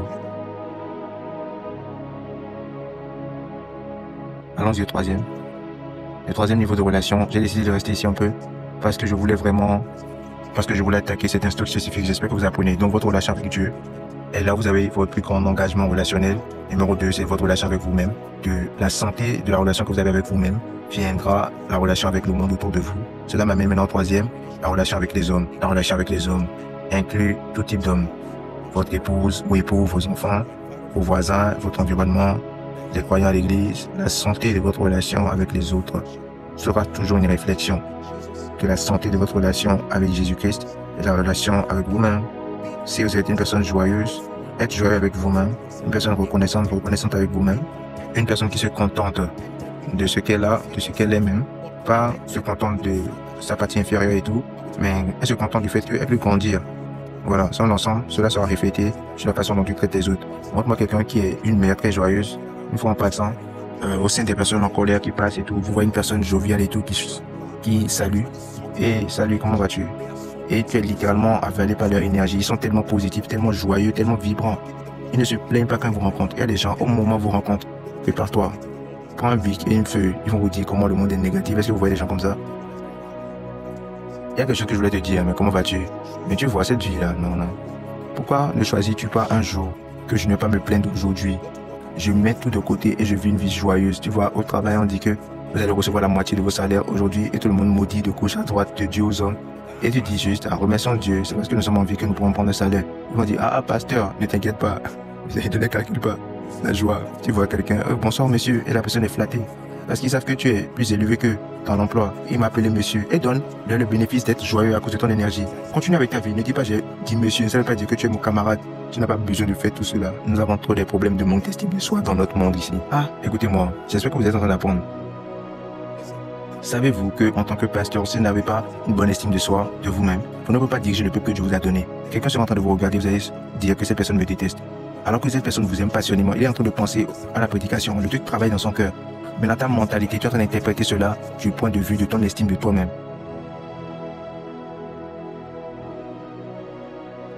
La relation avec les hommes. J'aime les gens que Dieu a mis autour de moi. Si j'ai un problème avec toi, je te garde loin. Loin pour ne pas affliger ma vie, ma joie et mon énergie. Je n'ai pas besoin de détester pour être sur le trône, non.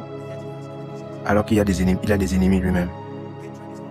Le fait de détester n'est pas le seul moyen de gérer les ennemis. Ta croissance et ta victoire t'élève à un niveau où il n'y a plus de points de rencontre avec tes ennemis. Seulement, tu penses que c'était Dr Paul Lenetier, si je me rappelle, il est en train de prêcher il y a des années. Et il a dit quelle affaire, un Boeing 37 a affaire avec 40 000 distances loin de la Terre. Qu'est-ce qu'il a à faire avec Un chien qui est en train d'aboyer, il ne peut même pas entendre. Il n'y a pas de base de relation entre les deux.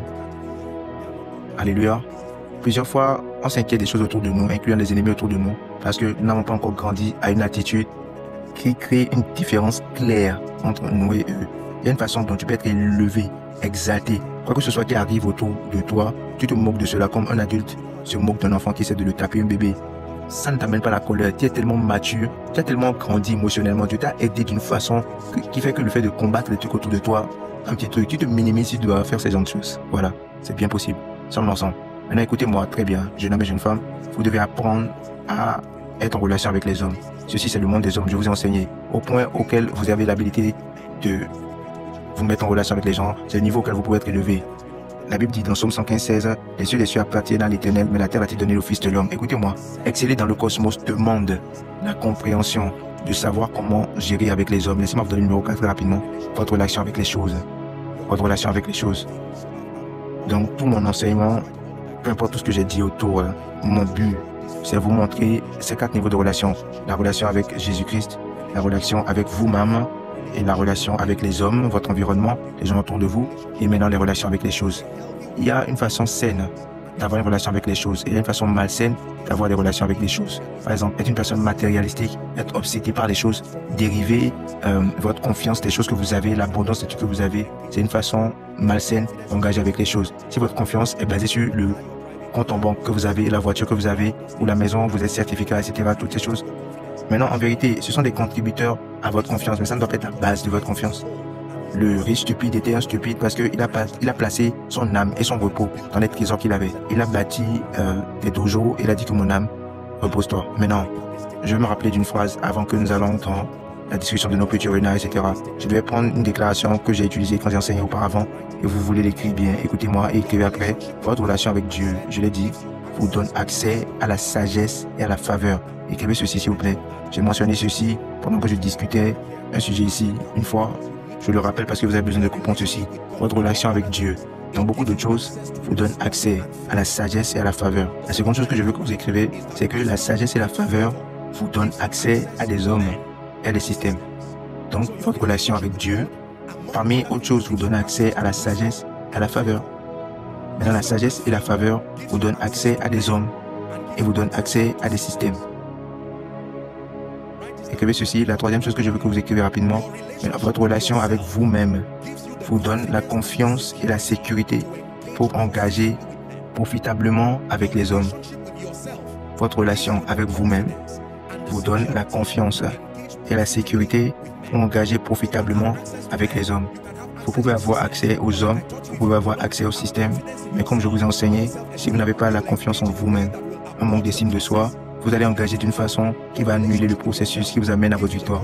Votre relation avec vous-même vous donne la confiance et la sécurité d'engager profitablement avec les hommes. Numéro 4, les hommes, je vous enseigne ici, vont en retour maintenant vous donner accès aux ressources et à l'influence. Je vous montre comment cela fonctionne. Les hommes vont vous donner accès aux ressources et vous donner accès à l'influence.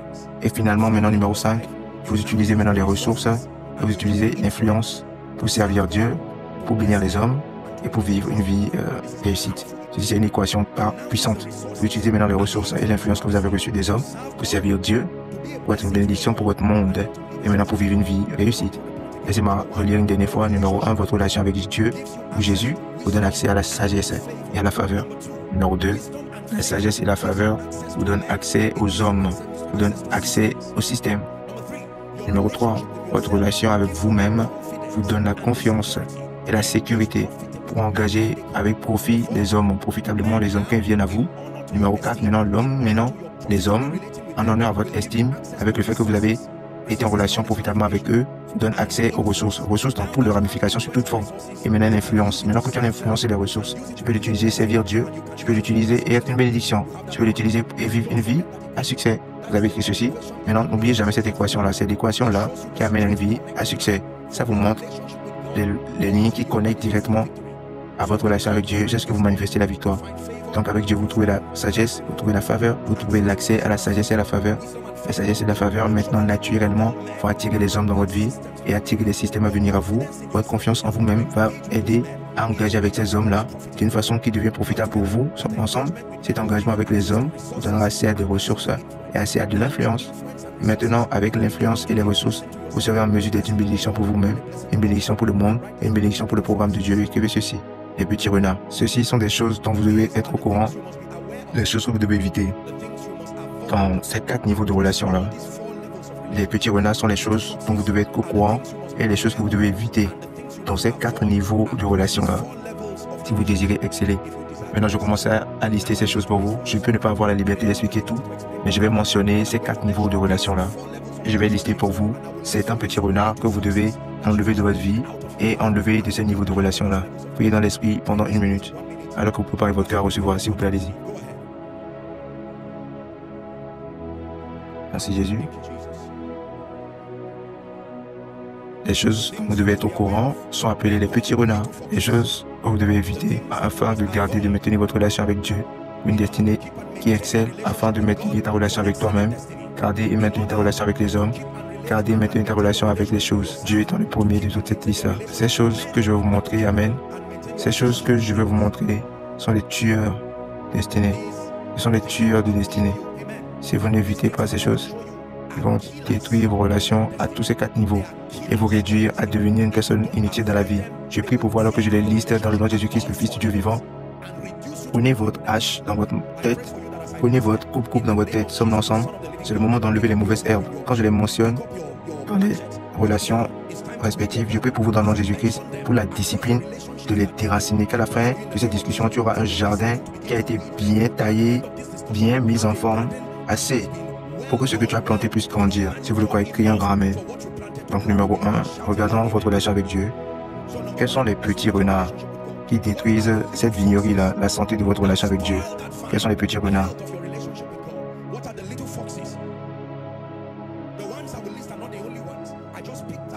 Ceux que je vais lister ne sont pas les seuls. Je vais juste choisir certains pour représenter la subtilité qui détruit les relations des gens avec Dieu. Et c'est le fait qu'ils échouent dans la vie et dans la destinée numéro 1. Le premier petit renard, c'est le fait d'ignorer ton temps personnel d'intimité avec Dieu. Ignorer ton temps personnel d'intimité avec Dieu est un petit renard qui peut détruire ta vignerie. Tu te réveilles le matin, tu n'es pas intéressé par Dieu, dans les choses de Dieu, tu prends ton téléphone, c'est tout ce qui t'intéresse. Vous voyez, le problème avec les petits renards, la destruction n'est pas vue immédiatement. Ta consistance dans la pratique de ces choses-là va commencer à t'amener à descendre jusqu'à ce que tu es dégénéré entièrement. Et là où c'est clair devant toi, là, le dommage est déjà fait. Les petits renards, ta relation avec Dieu, ton temps personnel d'intimité avec Dieu. Laissez-moi vous dire quelque chose, et avec tout le respect pour les pentecôtistes et les charismatiques, j'ai fait cette observation-là ici. Pour beaucoup d'entre nous ici qui viennent d'un background chrétien, nos parents et nos bien-aimés n'ont pas eu le niveau de révélation que nous avons maintenant. Mais une chose qu'ils avaient, c'était la discipline de la consistance. Combien d'entre vous utilisaient les dévotions? Combien d'entre vous avaient des dévotions que les parents vous donnaient ou les bien-aimés? Notre pain journalier, etc. Vous vous rappelez de ces trucs-là? Je ne me rappelle plus du reste. Il y avait beaucoup, certains manuels de 30 jours. Et malgré que certains de nos parents n'avaient pas cette connaissance-là du royaume, mais ils introduisaient ces choses-là aux enfants. Certains d'entre eux vont passer 10 minutes par jour. Et pour les pentecôtistes, on peut dire que 10 minutes est trop petit. Mais notre niveau d'inconsistance ne va pas accompagner le résultat après 10, 20 ans. Est-ce que vous avez vu cela? C'est donc non. Depuis les enfants, vous avez cette dévotion avec vos parents, c'est ce que vous êtes devenu un adulte. Une fois qu'ils se réveillent le matin, qu'il pleut ou pas, ils prennent des livres manuels de dévotion là, et ils lisent pour 5 minutes, ils prient pour 5 minutes. Tu as honoré leur sincérité qui a été étendue sur 30 ans. Mais vous trouvez beaucoup de personnes dans le secte pentecôtiste, ils prient pendant 5 heures en une journée, ils lisent 30 chapitres dans une journée émotionnellement en repentance, et ils arrêtent encore pour se repentir encore dans 3 mois. Et après 10 ans, le travail fait, c'est pratiquement zéro parce qu'il n'y a pas de consistance. Les petits renards, qui est en train d'apprendre, laissez-moi vous challenger. Ne pensez pas que les dévotions matinales sont pour les enfants faibles ou les croyants faibles, c'est pas vrai. Ça plante en toi la discipline. Tu es en train de spiritualiser ta mentalité quand tu te réveilles le matin. Si tu n'atteins pas un niveau où tu peux lire 10 chapitres le matin, ne te tue pas, ne laisse pas les réseaux sociaux t'affliger. Commence à vous tuer. Sommes ensemble. La plupart des dévotions que nous avons aujourd'hui et chaque ministère a leur propre version avec plus de révélation et d'engagement. Ils ont un système où patiemment tu peux lire la Bible en 1 an, patiemment tu peux lire la Bible en 2 ans. C'est dans notre nom, depuis que tu as 12 ans, tu as dit que c'est trop petit jusqu'à présent, tu n'as pas lu la Bible de A à Z. Et maintenant, nos parents, avec cette façon-là, comme des enfants, ils ont lu la Bible encore et encore. Nous avons les révélations, mais ils ont la connaissance. Une connaissance théologique, ils connaissent pratiquement toutes les histoires de la Bible. Ils peuvent ne pas sortir des révélations de cela, mais tu ne peux pas leur mentir sur les histoires. Ils disent Dérou et qui? Et tu dis Dérou. On m'a pas enseigné sur Dieu, qui est Dieu dans la Bible. Tout ce que je sais, c'est qu'il y a celui qui, et tu regardes et dis, voilà. La connaissance de la Bible, des gens dans le cercle pentecôtiste, les très petits, ils ont de profondes révélations, mais ils ont peu de connaissances bibliques. Parce que d'un verset, tu peux sortir des révélations, mais l'étendue de ta connaissance de la Bible est très petite. Tu ne peux pas arranger la Bible par séquence. Qu'est-ce qui arrive après ceci? Tu ne sais pas. Va voir ton révérend dans ton assemblée locale, il va lire la Bible de Genèse à Apocalypse avec excellence. Est-ce que quelqu'un t'en apprend? Ils peuvent ne pas sortir les révélations qui sont dedans, mais ils le connaissent. Vous voyez certains de nos parents qui sont âgés, ils vont parler, quelque chose arrive dans le livre de 2 Samuel chapitre 5. Les gens pentecôtistes ne savent pas. Que déjà chronique, etc., tous ces livres-là, quand tu vas dans les livres des psaumes, il y a quelque chose que je peux te dire. Le Seigneur, ma lumière, mon salut, mais la connaissance biblique, ils n'en ont pas. Il y a des chrétiens aujourd'hui qui ne peuvent pas dire les 12 disciples. Et si vous pensez que je mens, dis-les maintenant. Oui, tu as dit, est-ce que cela apporte ma victoire, etc., je comprends. Mais je parle de l'étendue de ta connaissance. Qui a trahi Jésus? Tu seras surpris de la réponse des gens. J'endommage l'ignorance dans ta vie. Laissez-moi vous challenger, jeune homme et jeune femme. Lisez votre Bible, s'il vous plaît. Ne recevez pas juste des révélations des ministères. Ouvrez votre Bible et lisez-la. Et si vous ne pouvez pas faire cela, suivez ces manuels-là. Allez les acheter. Commencez par là, s'il vous plaît. Sommes en train d'apprendre. Béni soit le nom du Seigneur. Des petits renards. Votre relation avec Dieu. Priez tous les jours, pas une fois en passant. Étudiez la parole tous les jours, pas une fois en passant. Passez du temps avec Dieu, pas une fois en passant tous les jours. Et je vous enseigne ici, c'est votre responsabilité de marcher avec le Saint-Esprit en partenariat pour designer un système de croissance spirituelle pour vous-même. Le modèle que vous utilisez en tant qu'étudiant ne peut pas fonctionner maintenant que vous êtes un homme marié avec 3 enfants. Le modèle que vous utilisez en tant qu'élève ne peut pas fonctionner maintenant que vous êtes un chef d'entreprise, un pasteur et un représentant d'une compagnie quelque part, non? Vous voyagez dans le monde entier, vous voyagez chaque semaine, vous voyagez chaque mois. Vous n'avez plus ce temps-là de vous enfermer dans une chambre. Donc, enfermez-vous dans l'avion, réinventez-vous. Alléluia. Il y a des gens aujourd'hui qui se sont réinventés. À 7 heures, ils doivent quitter la maison, c'est pas leur faute, c'est la demande de leur emploi. Donc, ils trouvent du temps pour Dieu. Ils savent qu'il y a un temps de pause, peut-être de 13h à 14h. Ils ont déjà pris ça comme alliance. Ils prennent 20 minutes de cela. Ce n'est pas le meilleur, mais ce n'est pas le pire. Au moins, tu es en train de chercher à pousser. Alléluia.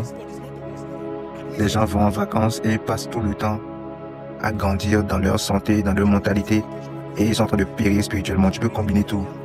Tu peux faire des vacances / une retraite. C'est quoi le problème avec cela? Une retraite dans la nuit, les vacances dans la journée. Béni soit le nom du Seigneur. Et je suis sérieux dans ce que je dis. Les petits renards numéro 2. Le deuxième petit renard. Tu peux discuter ta relation avec Dieu. J'espère que vous êtes en train d'apprendre ce soir. Ne pas définir les valeurs chrétiennes claires par lesquelles tu vis. Ne pas définir les valeurs chrétiennes claires par lesquelles tu vis. Ce sont les petits renards qui détruisent la vignerie. En train d'enfreindre les lignes entre le fait d'être un croyant et un non-croyant.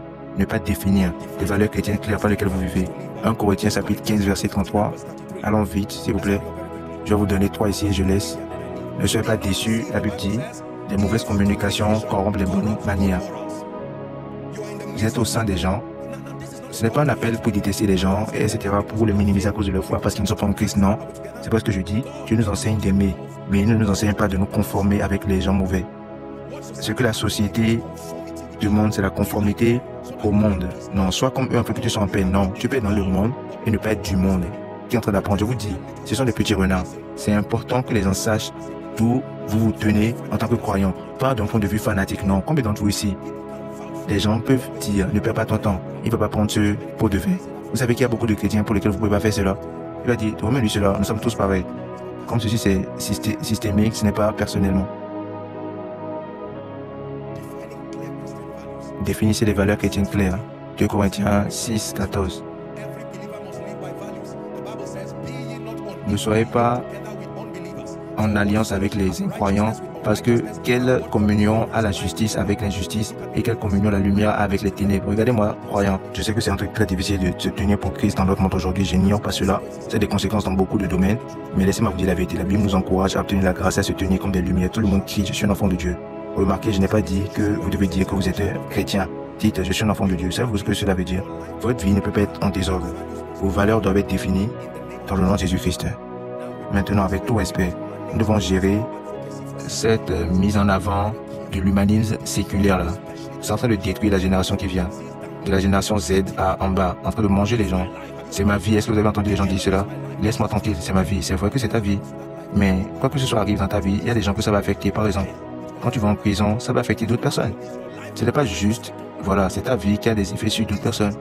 Par exemple, si tu as un accident parce que tu as bu et tu es en train de conduire, tu vas donner des mots de tête à ta mère, à ton père, son ensemble. Ne dis pas juste que c'est ma vie, non. Tu dois tirer une ligne claire. Qui est un chrétien à toi? Qui est un chrétien pour toi? Qui est un enfant de Dieu selon toi? Qui est un enfant de Dieu pour toi? Un croyant pour toi? Maintenant, basé sur la parole, bien sûr. Numéro 3, très rapidement, c'est quoi le troisième point? L'église est silencieuse, j'espère que vous recevez. Ignorez le rassemblement des saints. Hébreux 10, 25. Je vous montre les petits renards qui détruisent la santé de votre relation avec Dieu. Ça détruit la vignerie. Il dit, n'abandonnons pas notre assemblée comme c'est la coutume de quelques-uns, mais exhortons-nous réciproquement, et cela d'autant plus que vous voyez s'approcher le jour. Beaucoup de gens aujourd'hui ont négligé le rassemblement des saints à cause de l'offense. Ils vous disent que tous les pasteurs sont pareils, ils vous disent que toutes les églises sont pareilles. Et en vérité, en question de la nature humaine, il n'y a aucune église qui ne va te mettre en colère un moment. Il n'y a pas de prédication qui ne va pas te mettre en colère un moment, malheureusement. Mais certaines de ces choses-là, c'est pour votre bien. Il y a beaucoup de personnes qui sont obsédées par des sermons qui les encouragent, tous ceux qui les challengent, qui vous amènent à aimer Dieu plus, qui travaillent sur vous afin que vous portez du fruit, ils sont en colère, ils disent que je n'aime pas cela. Je ne parle pas du fait d'insulter les gens, d'insulter le passé, etc., les rabaisser, non. Mais je ne parle pas aussi du fait d'accepter les gens, à les laisser à vivre leur vie comme ils le vivent déjà, non. L'Église est appelée à un pilier et un enracinement pour la vérité. Nous sommes en train d'apprendre des petits renards qui détruit la vignerie. De ces trois que j'ai partagé, le plus grand auquel vous devez prêter attention ce soir, c'est votre relation personnelle avec Dieu. Quand vous vous levez le matin, que ce soit une culture pour vous. Nous sommes ensemble. Ce jour-là ne doit pas se terminer sans que vous passiez du temps avec Dieu. Ce jour-là ne doit pas se terminer sans que vous priez, sans que vous investissiez dans votre esprit. Whenever I see another breaking of day, I say thank you, Lord. Thank you, Lord. Whenever I see another breaking of day, I say thank you. Vous êtes en train de vous préparer pour le boulot. Père, merci pour ce matin. C'est pas ta miséricorde que je suis en vie. Tu es en train de prier dans l'esprit. Tu te prépares et toi, etc. pour aller. Dieu comprend. Mais pendant que tu as ta touche en train de te préparer, si tu n'as pas le temps d'étudier, au moins tu pries dans l'esprit. Tu es en train de t'assurer que tu es en contact avec Dieu. C'est moi qui dis que je t'aime. Tu es en train de conduire quelqu'un. Le diable veut utiliser quelqu'un pour voler ton humeur, au lieu de l'insulter à travers ton miroir. Pourquoi n'utilises-tu pas le temps pour dire que personne ne va détruire ma journée? Je suis un enfant de Dieu dans le nom de Jésus-Christ. Je suis béni dans la ville, béni dans le pays. Alors que je vais au boulot, je déclare et tout, que les passes années devant moi, j'ai un héritage divin. Nous sommes ensemble, la joie du Seigneur est devant moi. Je suis un enfant de Dieu joyeux, une personne avec succès, un enfant de Dieu productive, un enfant de Dieu qui réussit. Ma mentalité fonctionne optimalement. Seigneur, je te remercie, j'engage la sagesse de l'esprit. Je ne suis pas sans aide. Voici un croyant qui prend avantage de sa marche avec Dieu. Regardons le deuxième niveau de relation. Quels sont les petits renards qui peuvent détruire votre relation avec vous-même? Est-ce que tu es en train d'apprendre? Numéro 2, rapidement, le manque d'estime de soi. Hébreux 10, 25. Hébreux 10, 35, désolé. Le premier petit renard qui peut détruire ta relation avec toi-même, c'est le manque d'estime de soi. La Bible dit, n'abandonnez donc pas votre assurance à laquelle est attachée une grande rémunération de manque d'estime de soi. Le petit renard numéro 2 qui peut détruire cette vignerie-là, qu'on appelle la santé de la relation avec toi-même, est appelé du fait que tu te détestes toi-même. Philémon 1, verset 6. Tu te détestes toi-même. Tu détestes la façon dont tu es. Tu détestes quoi que ce soit. Ta couleur de peau ou toutes ces choses-là. Tu détestes là où tu viens, d'où tu viens, ta tribu, etc. Toutes ces choses-là, vous devez mettre de côté. Philémon 1, 6. Que la communication de votre foi soit effective par la reconnaissance de toute bonne chose. Criez toute bonne chose. Criez encore toute bonne chose qui est en vous, en Christ Jésus. Apôtre, qu'est-ce que je dois faire à propos de ma grosse tête? Absolument rien. Rends grâce pour ce que Dieu t'a donné et remercie Dieu que tu as envie. Qu'est-ce que je dois faire à propos du manque d'estime de soi? J'aurais voulu être plus élancé, plus grand. J'aurais voulu être... Je déteste le son de ma voix. Malheureusement, tu n'es pas le seul. Il y a beaucoup de personnes qui, parlant régionellement, ne parlent pas bien, mais pourtant ils ont la confiance en eux-mêmes. Régionellement, c'est une déficience qui est venue dans leur région, mais pourtant ils vont faire des interviews avec confiance. C'est ton affaire si tu ne comprends pas ce qu'ils sont en train de dire. C'est ta responsabilité de traduire et de comprendre ce qu'ils sont en train de dire. J'espère que quand vous êtes en train de rire, vous comprenez ce que je suis en train de dire. Ne vous détestez pas, il y a quelqu'un qui vous aime. Vous étiez aveugle que vous vous détestez et vous ne voyez pas ceux qui vous aiment, c'est tout. Des petits renards. Le manque d'estime de soi, c'est un petit renard. Le fait que tu détestes toi-même. Numéro 3, petit renard. Pour la deuxième section, la paresse. Proverbe 20, verset 4, allons-y très vite. Proverbe 20, verset 4, le paresseux ne va pas travailler en raison du froid. Et la Bible dit, alors il va quémander pendant les temps de récolte et il n'aura rien. Savez-vous que la paresse, c'est un petit renard, ça peut détruire ta vignerie. Romains 12, 11. 12, 11, Romains. La Bible dit, ayez du zèle et non de la paresse. Soyez fervents d'esprit, servez le Seigneur. Quand vous êtes paresseux, cela va se retourner contre vous et ça va vous amener à maintenir une manque d'estime de soi.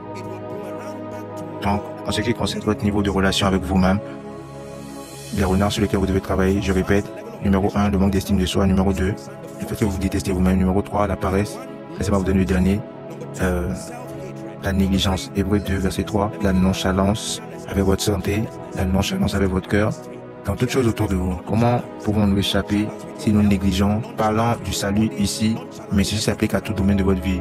Vous ne pouvez pas vous échapper. Si vous êtes négligent, si vous ne prenez pas les trucs au sérieux, négligent à propos de votre santé, négligent à propos de quoi que ce soit. Beaucoup de croyants sont des victimes de négligence. Ils sont négligents avec leur hygiène, négligents avec leur santé, négligents avec la nourriture qu'ils mangent, négligents avec l'argent, négligents avec les paroles, sommes ensemble. Négligent avec toutes choses. Des fois, tu te couches, tu fermes ta porte, etc. En portail, des fois, tu oublies, tu te pardonnes, tu t'en fous. Il y a des gens comme ça. Ils sont généralement nonchalants. Ils ne sont connectés à rien dans la vie. Si ça fonctionne, c'est bien. Pour eux, ça ne fonctionne pas. Ok, il n'y a pas de souci. Le portefeuille se perd quelque part avec leur carte de crédit, etc. Ils s'en foutent. Le certificat tombe quelque part. Ils n'appellent personne. C'est-à-dire vivre une vie comme ça, quoi. C'est un petit renard. C'est un petit renard. Chaque chose que Dieu te donne, il te donne responsabilité sur cette chose-là. Et avec tout le respect, il y a des pasteurs qui sont négligents, même à propos de leurs membres. Ils n'ont pas pris le temps ou mettre des systèmes qui aident à garantir le bien-être spirituel et etc. des membres de leur église. Et quelqu'un peut mourir, il ne sait pas. Peut-être des fois, ce n'est pas une assemblée assez large pour qu'il ne sache pas. Il y a quelque chose qui arrive, il ne sait pas. De bonnes choses arrivent, ils s'en foutent. Les mauvaises choses arrivent, il ne peut pas se manifester. Non. Recevez la grâce ce soir que dans les domaines où vous avez été négligent dans votre vie, je prie que vous ramenez de l'ordre dans votre vie. Criez Amen. Ramenez de l'ordre dans votre vie. Criez Amen. Ramenez de l'ordre dans votre vie. La négligence, combien tu dépenses par semaine, je ne sais pas. Une fois qu'il y a l'argent, je retire mon truc seulement. Si ça se termine, c'est bien. Si c'est toujours là, c'est bien. Savez-vous qu'il y a des gens qui ne peuvent pas définir comment ils vivent? L'argent vient à eux, 100 000, ils dépensent tout en même temps. Ils disent que c'est fini. Je crois en Dieu pour autre chose. C'est comme ça qu'ils vivent. Pour le reste de leur vie, ça c'est de la négligence. Il y a des pères qui ne savent pas dans quelle classe leur enfant est. Vous imaginez? La négligence, ils ne savent pas. Combien la scolarité? Il y a de l'argent quelque part là, prends 5 000 et paye la scolarité. Négligence. Qui est en train d'enseigner tes enfants? Tu ne sais pas. Qu'est-ce qu'ils leur enseignent? Tu ne sais pas. Est-ce qu'il y a la nourriture dans ta maison? Tu ne sais pas. Est-ce que tes membres grandissent? Tu ne sais pas. Comment pouvons-nous échapper si nous négligeons un si grand salut? Sommes-nous en train d'apprendre? Dis dans le nom de Jésus-Christ, j'enlève les petits renards qui veulent détruire ma vignerie. Déclarez encore dans le nom de Jésus-Christ, je déracine les mauvaises herbes ou les petits renards qui veulent détruire ma vignerie. Donc travaillez sur votre estime de soi, travaillez sur le fait que vous vous détestez, travaillez sur la paresse, travaillez sur la négligence et vous allez voir que vous êtes en train de grandir pour devenir cette version-là qui donne gloire à Dieu. Enlevons tous ces petits renards-là qui sont placés par Satan pour détruire votre vignerie. Laissez-moi vous donner le numéro 3 très rapidement, votre relation avec les hommes. Ceci, c'est quelque chose d'important. Quels sont les petits renards qui peuvent affecter votre relation avec les hommes? Deux écritures rapidement. Amos 2, Amos 3.3. La Bible dit, est-ce que tu peux marcher ensemble à moins qu'ils sont en accord? Est-ce que deux personnes, une femme et un époux, peu importe qui c'est, est-ce que deux personnes dans une entreprise, est-ce que deux personnes peuvent marcher ensemble à moins qu'ils soient en accord? Proverbe chapitre 18 et verset 24, la Bible dit, celui qui a beaucoup d'amis les a pour son malheur. La version anglaise dit que celui qui veut des amis doit d'abord se montrer lui-même en tant qu'ami. Ça s'applique ce sens. Maintenant il dit, mais il est-elle un ami plus attaché qu'un frère? Dites, je suis cet ami. J'espère que vous avez raison quand vous dites cela. Dites, je suis cet ami-là. Béni soit le nom du Seigneur. Ce sont des petits renards que vous devez prendre en charge. Et ceci très rapidement doit être un recap. J'ai ramené ceci auparavant, mais je vais faire un recap rapidement avec le allant dernier numéro 1. Je vais vous enseigner pendant que j'enseigne sur les relations. Laissez-moi faire un rappel rapidement. Que vous devez vous élever au-delà de la jalousie compétitive. Le premier petit renard qui détruit les relations avec les hommes. Tout type de relation, c'est la jalousie compétitive. Combattez cela. Combattez-le. Proverbe 4, 30. toute manifestation de jalousie compétitive, prenez cela comme projet et combattez-le dans le nom de Jésus-Christ. Le numéro 2, parler négativement ou parler mal de la personne derrière lui. C'est un petit renard qui peut détruire tes relations. Parler mal ou parler mal derrière la personne. Il y a des personnes qui ne parlent jamais bien des gens. Proverbe chapitre 6, de 16 à 19 et Romains 16 à 19. Écrivez cela juste. Évitez de mal parler. Ne soyez pas fiers du fait que vous parlez, vous détruisez les gens derrière eux. Laissez-moi vous dire quelque chose à propos de cela.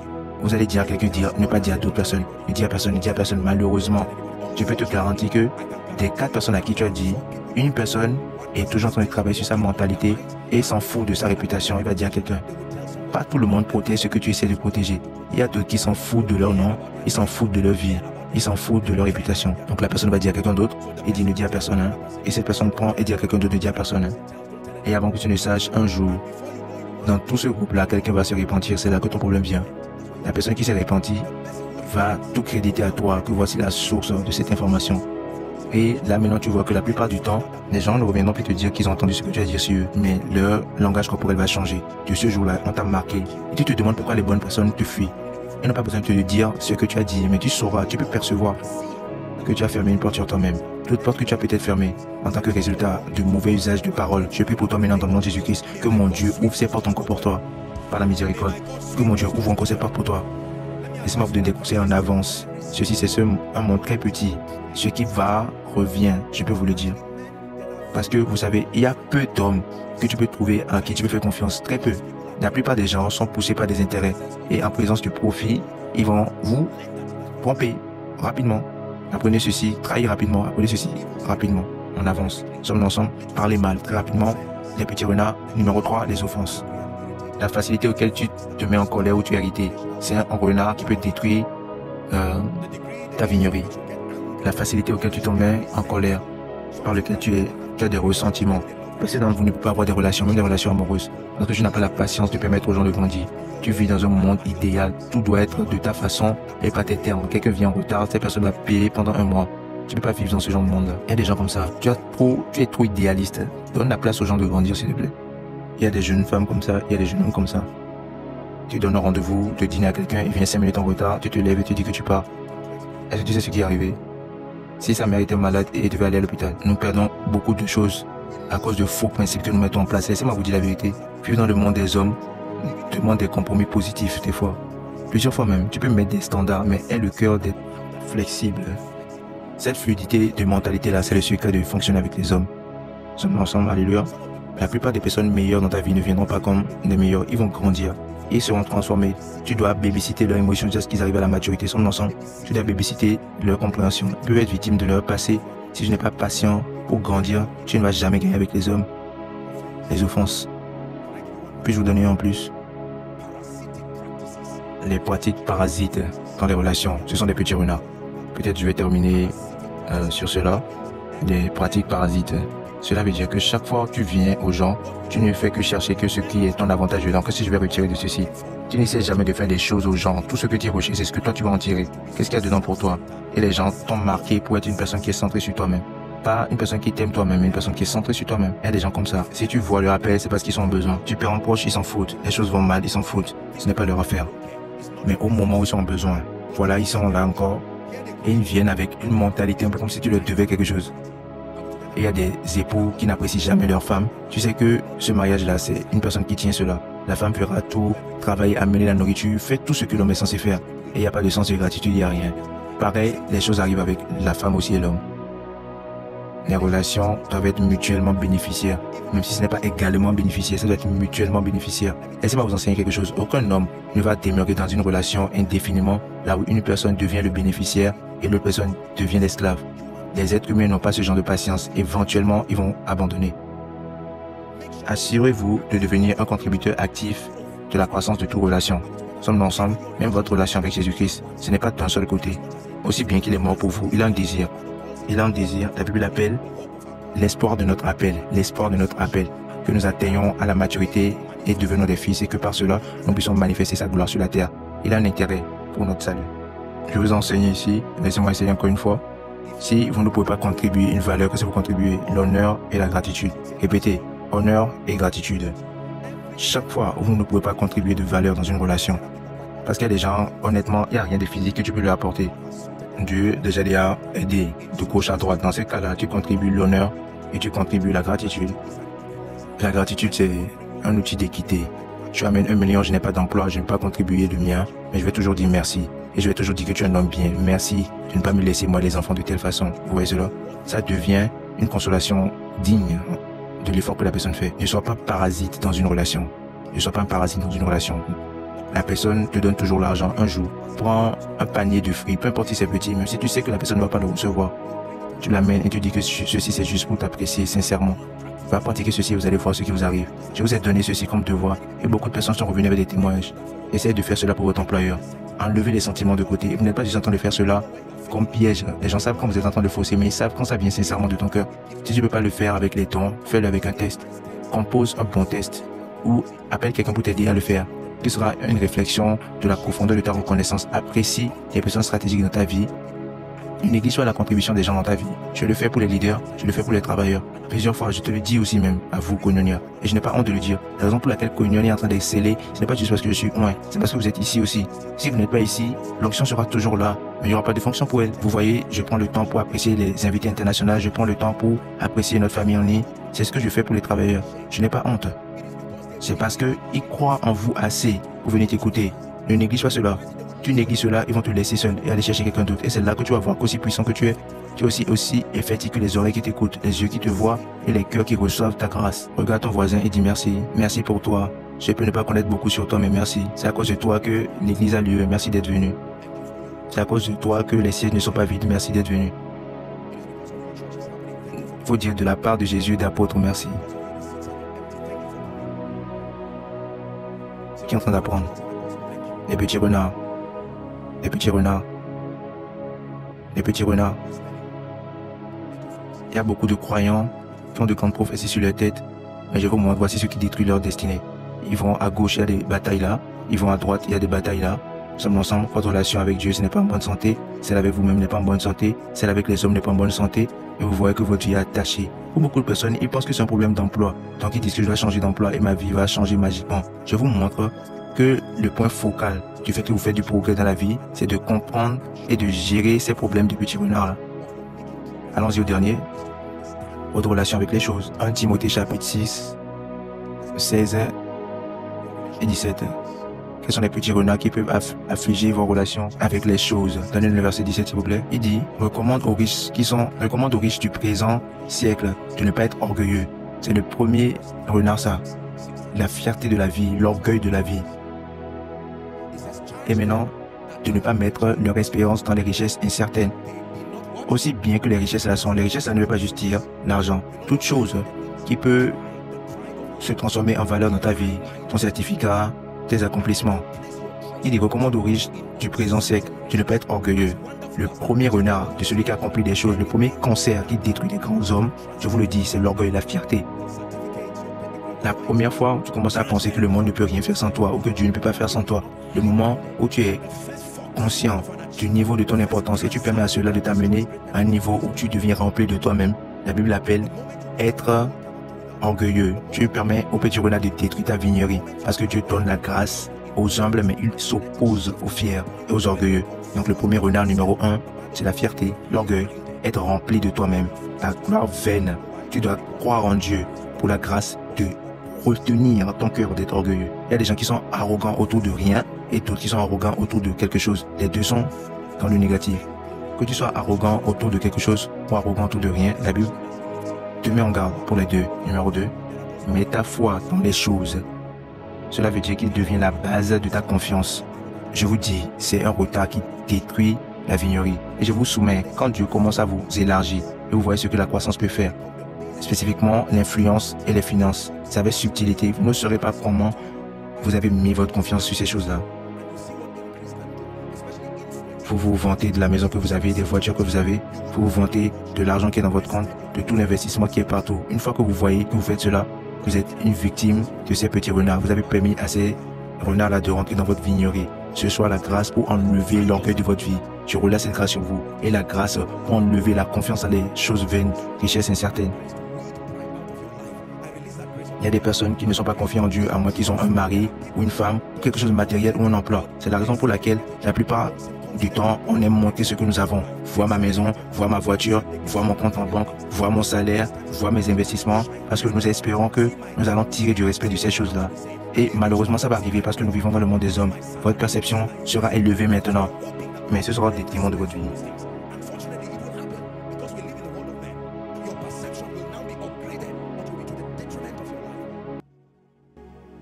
I need no other argument. I need no other plea. It is enough that Jesus died and that he died for me. It is enough that Jesus died and that he died. Je ne veux pas tolérer la pauvreté, mais je ne vais pas adorer l'argent. Non. Je ne vais pas tolérer la médiocrité, mais je ne vais jamais permettre à n'importe quelle élévation qu'il amène dans ma vie d'entrer dans mon cœur. C'est ma prière avec Dieu, c'est comme ça que j'engage avec les choses. J'aime beaucoup de récompenses dans ma maison. Je n'aime pas garder ces choses-là devant moi, parce que ça peut être déceptif. Un groupe de soldats a fait des choses pour moi récemment et ça m'a rendu humble. Et quand j'ai vu cela, j'ai dit, oh mon Dieu, voici ce que les gens font, qui peuvent entrer dans ta tête. Vous voyez que ta tête est en train de grossir comme un ballon. Qu'est-ce qui arrive à un ballon quand tu continues à mettre de l'air, Tu fais un air en plus et tout explose. Cela peut arriver à ta tête aussi, honnêtement. C'est incroyable de voir des gens qui sont accomplis et très humbles. Laissez-moi vous vendre cette idée-là de l'humilité. Si vous vous trouvez à un moment avec la pression de vouloir dire aux gens des choses que vous avez accomplies, vous avez un problème de manque d'estime de soi. C'est ça le nom. Peu importe le nom que vous donnez à ça, le vrai nom, c'est le manque d'estime de soi. C'est juste que je ne vais pas parler, mais quand tu vois cette voiture-là, c'est ma voiture. Qu'est-ce qu'elle a? Nous travaillons en milliards. Où est-elle? Quand on te demande de montrer ça, maintenant tu es humble, mais quand tu veux parler de ça, tu parles de cela. Tu l'as, tu ne l'as pas, c'est tout. Juste pour t'informer que ce tissu que tu vois, ce n'est pas moins cher. Il n'y a que 12 dans le monde entier. J'ai commandé un. Et vous savez, ce monde, nous sommes des gens trop drôles. Parce qu'une fois que tu fais, ils disent, ah, c'est vrai, dis-moi plus. Et les gens qui te disent, dis-moi plus, sont les gens qui vont te tuer. Et tu continues à révéler les choses que tu n'es pas censé révéler. Juste pour t'informer qu'il y a une maison que je viens de bâtir, je vais te montrer ça un jour. Quelqu'un que tu as rencontré la première fois parce qu'ils ont massé ton ego en 10 minutes. Tu montres à quel point ta sagesse est petite. Merci à Dieu pour les grandes voitures. Quiconque le voit n'a qu'à le voir. Quiconque ne le voit pas, bonne chance. Merci Dieu. Sois concentré sur Jésus-Christ. Ne sois pas pauvre, ne sois pas médiocre, mais concentre sur Jésus. J'aime voir les gens qui sont tranquilles. Parce que le jour où tu vois l'étendue de la splendeur, des fois tu es laissé vraiment hébété. Tu te dis que tu vis dans ceci. Tu as ce niveau d'influence, mais tu es si humble. Oh, ces gens d'hommes gagnent mon respect 1000 fois. Je déteste être autour des gens qui font du bruit. Ce n'est pas la confiance, c'est le manque d'estime de soi. La confiance est une énergie. Sécurisant toi-même. Entier en lui, reconnaissant pour ce qu'il a fait dans ta vie. Quiconque le voit pour l'applaudir, bonne chance. Quiconque ne le voit pas encore, gloire à Dieu. La chose la plus importante, c'est que Jésus-Christ soit glorifié, qui est en train d'apprendre. Laissez-moi vous donner une écriture en plus. Et nous allons prier. Et ce que vous êtes en train d'apprendre ce soir. Quelqu'un dit, j'arrache les petits renards dans ma vie. Et lui encore, je déracine les petits renards autour de ma destinée. 1 Jean chapitre 2, 15 à 16. Disons ensemble, 1, 2, on y va. N'aimez point le monde. Je vous enseigne en ce lieu, c'est le mot Eros.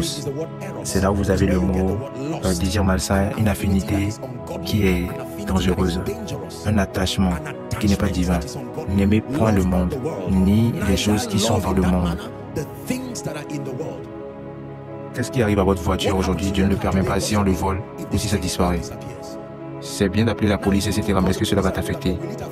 Notre monde est rempli des gens qui ont des hautes tensions artérielles à cause des choses qui sont connectées à notre cœur.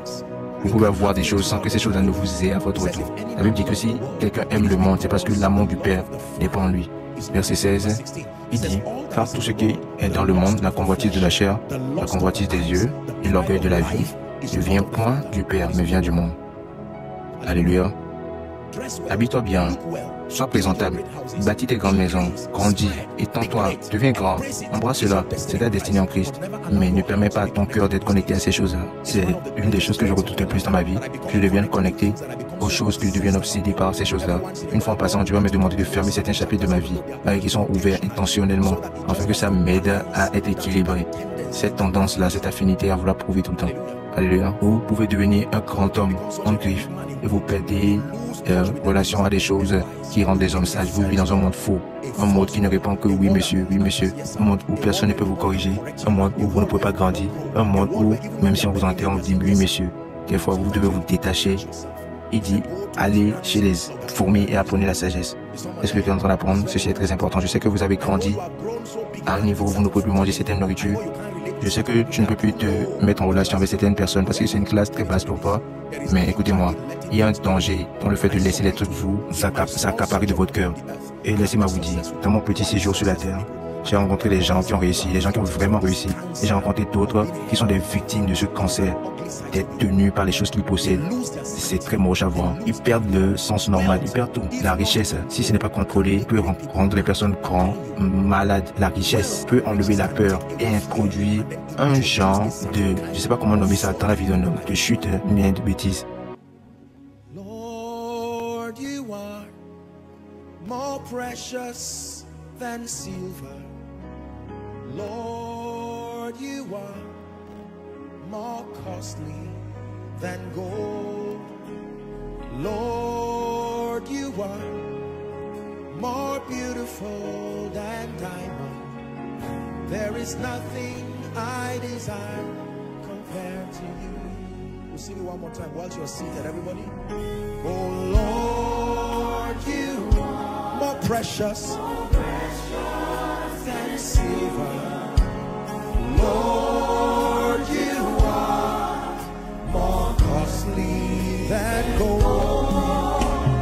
Lord, you are more beautiful than diamond. There is nothing I desire. Qui est en ce lieu ce soir, qui va déclarer devant Dieu que peu importe à quel niveau tu m'élèves, ça ne peut pas prendre ta place dans ma vie. Que tu me fasses un directeur, tu me fasses un chef d'entreprise, que je devienne un milliardaire en dollars, un milliardaire, peu importe à mon nom, que je devienne un nom qui est connu dans le monde entier. Mon alliance avec toi, c'est que je vivrai une vie modeste, t'aimant et te représentant avec précision. N'apprenez pas des stupidités des réseaux sociaux. N'apprenez pas les stupidités des gens qui ne connaissent pas Dieu. Je vous montre le chemin des gagnants. Il y a un niveau requis de modestie que vous devez apporter à votre vie. L'excès amène toujours à l'échec. L'excès amène toujours un bagage de problèmes qui est trop cher pour que vous puissiez le porter. Alléluia. Béni soit le nom du Seigneur. Maintenant écoutez-moi, j'ai oublié de dire ceci. Laissez-moi dire ceci avant que nous nous prions. Je devais dire ceci avant que nous commençons à enseigner. Par la grâce de Dieu, les médias, écoutez ceci. Chaque semaine en addition, je vous ai dit écoutez les messages, inclus ceci. Nous allons commencer ceci à partir de cette semaine. Je vais faire une sélection mensuelle de nos enseignements. Et chaque semaine, les médias vont annoncer les enseignements pour la semaine. En addition au culte du dimanche, là, vous écoutez cet enseignement que je vais conseiller, peut-être mercredi ou mardi. Et je vais arranger un calendrier mensuel parce que je veux que vous grandissez. Je vous donne le message de cette semaine. Écoutez le message Ichabod. Obtenir la grâce pour demeurer et durer. Ceci s'ajoute à ce que vous avez appris ce soir. Le message Ichabod. Vous allez le trouver sur Koinonia Global. Donc, médias, nous allons commencer à le faire ceci chaque semaine. Peut-être mardi, mercredi, vous allez me conseiller sur le jour qui aime bien. Et vous allez relâcher le message et le lien. Vous n'avez pas besoin de mettre ça en première encore. Et la famille de Koinonia Global, s'il vous plaît, soumettez-vous à ceci. Et tous les croyants qui font partie de cette grâce, assurez-vous de vous soumettre à cela. Même si vous l'écoutez encore, c'est pour votre entraînement. Je vais prendre cette responsabilité-là et venir avec un calendrier d'enseignement chaque semaine après ce que je prêche chaque dimanche. Certains d'entre eux, j'ai prêché ici et d'autres ailleurs. On va les mettre dans le calendrier en fonction de ce que Dieu fait à passer à ans. C'est mon travail que vous recevez la connaissance et que vous accélérez votre vitesse de devenir. Pourvu que vous vous soumettez à ces vérités, il n'y a pas de limite à ce que vous deviendrez. Cette semaine, écoutez ce message que je prêche là maintenant. Le message que je prêche chaque dimanche, vous savez que vous avez devoir d'écouter ça dans la semaine encore et la semaine d'après. Et cette semaine aussi, écoutons Ichabod. Prenez avantage sur nos plateformes des réseaux sociaux. Ils vont le mettre à partir de maintenant et vous l'aurez. Le message que vous devez écouter en semaine, vous l'écoutez avec vos bien-aimés, votre famille, et que cela soit pour votre croissance et pour votre nourrissement. Tout le monde, levez-vous, s'il vous plaît. Gardez la main de quelqu'un à votre gauche et à votre droite. Je veux que vous fassiez quelque chose en 1 minute. Quiconque vous avez à votre gauche et à votre droite, gardez sa main. Soyez debout, s'il vous plaît. Vous allez semer une semence de prière dans la vie de votre voisin, peu importe qui c'est. C'est une prière qui vient du fond de votre cœur. Vous allez prier que tout renard qui a été manifestées par Satan pour affecter sa relation avec Dieu, sa relation, sa perception à propos de lui-même, sa relation avec les hommes et la relation avec les choses.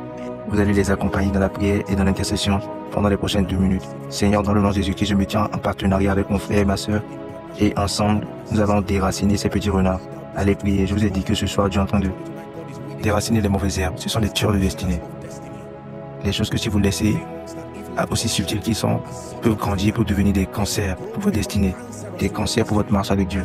Des cancers pour votre valeur personnelle. Des cancers pour vos relations avec les hommes. Des cancers pour la façon dont vous êtes en relation avec les choses. Quelqu'un est en train de prier.